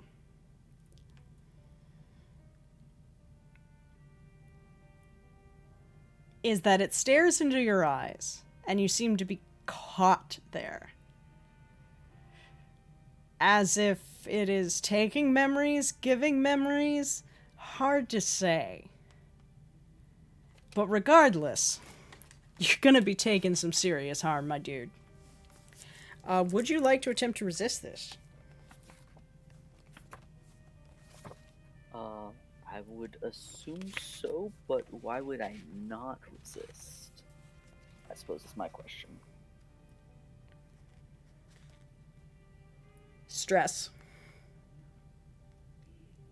When you make a resistance roll, you gain stress. So depending on the situation, I mean, you have no reason not to. I'm asking because I mean, I don't know. Maybe he's into that kind of thing. I just player agency, man. He doesn't want his baby, his daddy to be mad at him. What was that? Oh, sorry. I said he doesn't want his new daddy to be mad at him. Oh yeah. All right. Let's see. I shall resist. All right.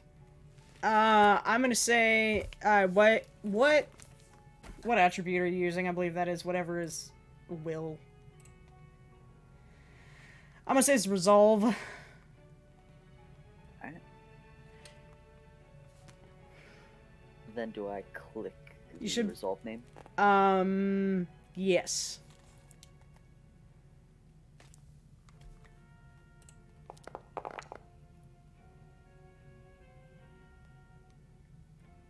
All right.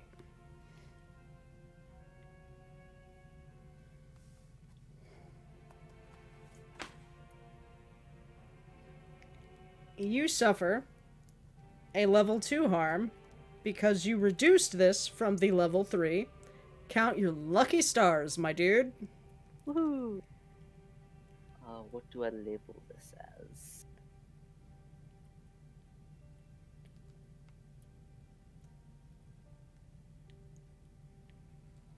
Just put it for right now. That's a good question, actually. Ghost Great demon. fuckery. Lost time. Done. All right. Because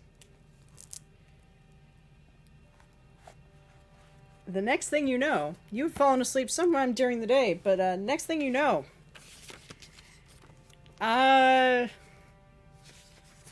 Dreamer's coming in.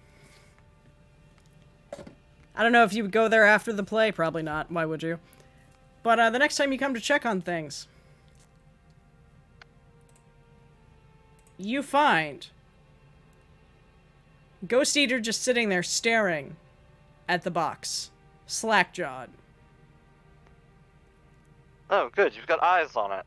Alright, oh, wait a second. Well, this doesn't look right. And just like with the walking king, just like tap you on the shoulder, like, hey, what are you doing? Ghost You're not Eater. thinking about opening that. Only seconds have passed since that ghost touched your face.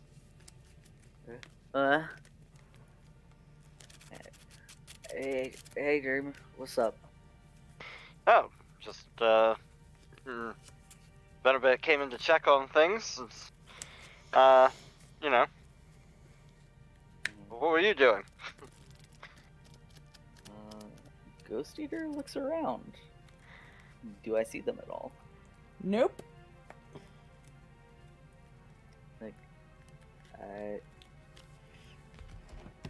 I guess I'm not doing anything. I think. We should give that back. Well, take it to its owner. He points to the box. Oh, well, no, we should definitely, hopefully it's cooled down a little bit and we'll be able to do that shortly. I mean, it's been a couple days. What? What do you mean, what? He sounds a little bit strained. No, I mean, it's cooled down. Time has passed, don't you?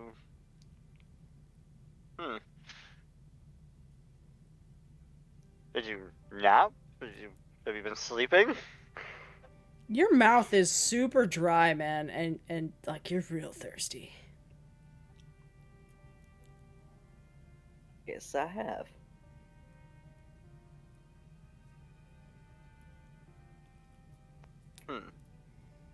He's going to try to get up and probably be very shaky. Well, let's fix this. You don't want to be dry mouthed, and he hands over his bottle of whiskey. Because that's reasonable. perfectly good to rehydrate somebody. Yep. Well, obviously, Ghost Eater thinks you're offering him water. Oh God. Is it in its own? Does it look like it's in something like it? Does it look like it's not water? I mean, without actually looking at the drink. It's obviously liquor. Okay. But like, I don't think he would actually like smell it at all, or even particularly look, because he just assumes you're going to be giving him water. Oh, God. So he This is takes gonna a be rough. mouthful. This is Will rough, you my speed it friend. up? It's fine. It's fine. Bottle of whiskey. To you maybe.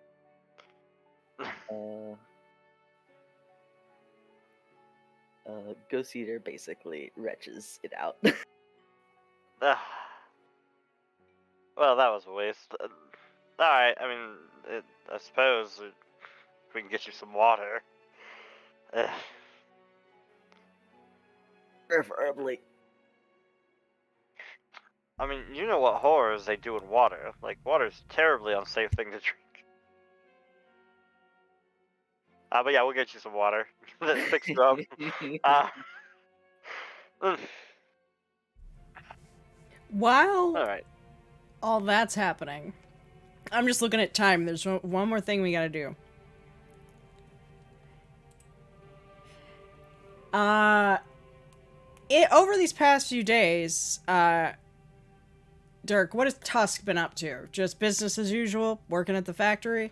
That kind of thing? Or what's he been up to? Oh, yeah. A lot of that, we also keeping an eye to see how his little projects. So, like the ghosts again. Yeah, keep work out. Yeah, keep an eye on the goats. While you're doing all that, you actually get a contact from somebody you're at least somewhat aware of. One of the Skavlani resistance groups, shall we say, is called the Black Ribbon. And a gentleman by the name of... Hang on, I know this. I created this guy. Maybe I didn't. Here in a second, I might just guess and then hope I get it right.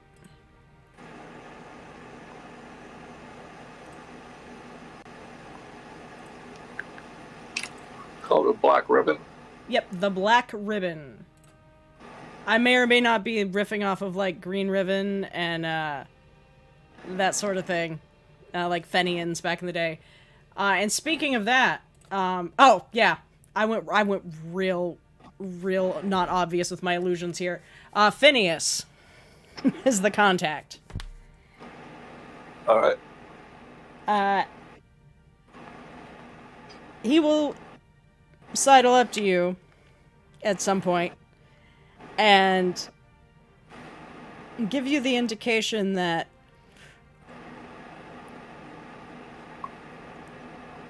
he might have a few jobs on offer moving some cargo around. To help the Alright. cause.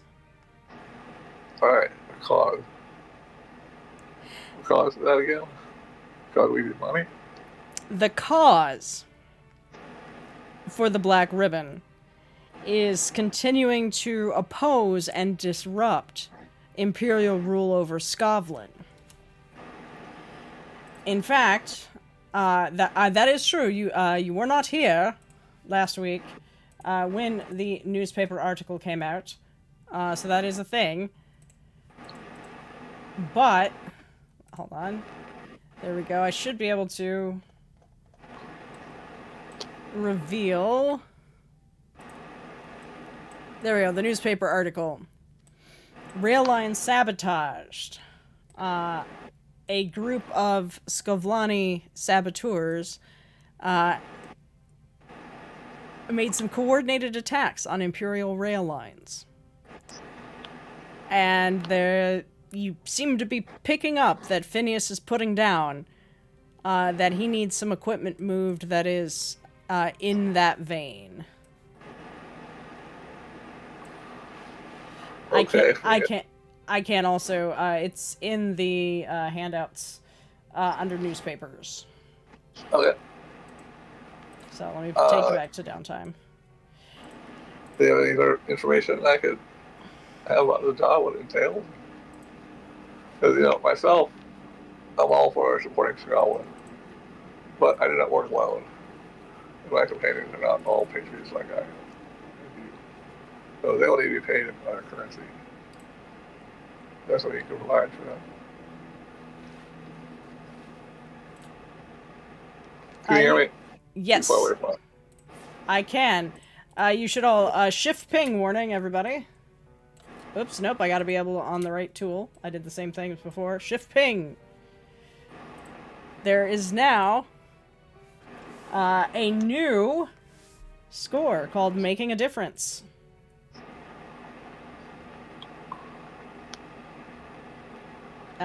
With the Arvade Void Gate damaged and Imperial forces scrambling to reroute supply chains, Scovlani resistance is cut off from critical aid.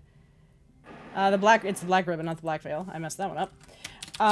Needs someone to deliver a covert shipment to the Indomitable, a rebel vessel waiting just past Imperial blockage checkpoints. Objective: you're smuggling that out. Upwards of 6 coin. Likely at least 3 heat, but this is also something you'd know a lot of that coin's probably going to go to some bribes. And Phineas does mention that your fellow member Smoke might have, I don't want to say volunteered you guys, but at least you and Smoke are true Scovlani. Okay. Is Smoke open on a Sirocco? Oh, I forgot a character. What? Is Sirocco Smoke? Smoke is Jen's character. Draka. Yeah. Okay.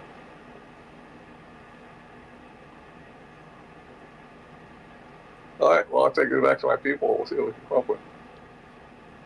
Yeah, also, by the way, Seb, everyone in chat is saying that you would make a great slide, so if you ever want to play a slide, think about it. Ooh. Literally, both Cody and Aversive Tactics are both saying that you would make a good slide. That was the other option. I was seriously thinking it. Well, that's the beauty of this. You can swap around. I'll consider. As, like, Noble cries in the corner. I have to draw something else. Which reminds me, because for some reason my automation did not work. But never fear, I have a chat command called Noble. All the amazing PC and GM images used in this stream were created by Noble. Firebox's player. Want some art of your own? Contact him, because he's cool. Hey, nice plug. Noble is cool. Yeah. Also, Cody's saying he really wants to see you play a confident character instead of getting dunked on all the time. Look, it's not my fault he said his character decided to, like, go get drunk. Like, not my problem. Well, that sounds like a problem with whoever's bullying you. You need to take it out on them. Yeah. Us. Alright, so I feel like we're at 10:51. This is a good place to leave off. You guys have a couple of different options here. You gotta finish up Held by Top Men. We got Dreamin' of Floss. See what's up with that. Now there's the possibility of some medical supplies and arms smuggling for the Skavlani, which I'm sure you did not just make their job so much harder by causing such a ruckus. I'm sure. You know. I'm also sure that if we do that job, there's not gonna be a bomb inside of the supply. Absolutely not. Totally not. Nope. Listen, domestic terrorism, that's just, that's just part of the job. Yeah. Oh, what if since you have that spirit bomb, what if you like added that to it? Oh, gladly, I'll do it. Gladly. Yeah. That'll be my revenge. Don't touch my void gates. Yeah.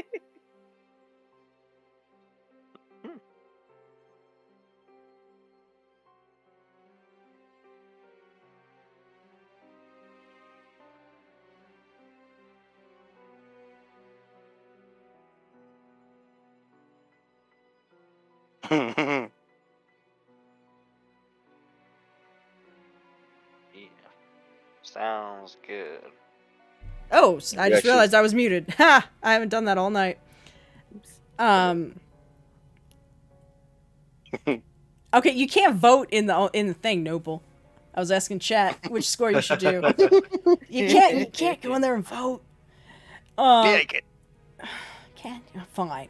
Anyway, I don't know what the schedule is with Jen. I know they've got a whole bunch of scheduling stuff, but there is always the possibility that there is that extra 6 slot open. That is a lot of people. However, if there are people who want to join Gravedust, Friday nights, here we are. Let me know, and if there are enough people, you could convince me to also do Saturday night. Or probably convince these folks to move it to Saturday night one time, if you want. I don't know. Talk to them. I might open up a slot soon too. Okay, fair enough. Self-color. But, man, like, after all your contributions, I'm like, no, don't leave me! I'm kidding. You take care of you. Any other, before I do the scroll for the, these are the games coming up, anybody have any other announcements other than the usual games? I don't think so. It's just business as usual. All right. So, I ran the scroll of the things over our break, and I know what they are. I 100% know what they are, and I'm not having to stall while I ramble looking up what they are. I get the days mixed up. Mondays at 8 p.m. we have Stolen Fate, GM'd by Crash Gem. Tuesdays we have Strength of Thousands, GM'd by Dom. Both of those are Pathfinder. You want some more Pathfinder? Here's more Pathfinder. Trial of the Beast, which is the second book of Carrying Crown, is on Wednesdays, GM'd by Cryptic Muffin and Darby. Thursdays, we have Skyhaven, which is GM'd by Crash, also Pathfinder, and that is Homebrew Wacky Sky Pirate Kingmaker Kit Bash. Yes, that's what that is. It's crazy. That's all I'm going to say. Yeah. Fridays, it's what you're watching. Hi. Saturdays at 2:30 p.m., I believe, is Feast of Ravenmoor by, again, Cryptic Muffin and Darby, also Pathfinder. Fun fact, the only thing that's not Pathfinder on this list is what you're watching right now. Sundays at 8 p.m., we have 2 contenders. We've got Kingmaker, run by Crash Gem, and then Triumph of the Tusk, run by Red. And with that, and anything else, if you're like, man, I wish I could watch both of those, but I can't tune in at the same time, 1, get to your Twitch accounts, it's real easy. You can support both people. 2, when people who are streaming actually remember to send them to Crash Jim, they will be posted on his channel. So be sure to check that out. And if you want to know anything else about it, hop into his Discord, hang out with us, play. Otherwise, have a good evening, everybody. Say night, folks. Good day, everyone. Right, everybody. Bye.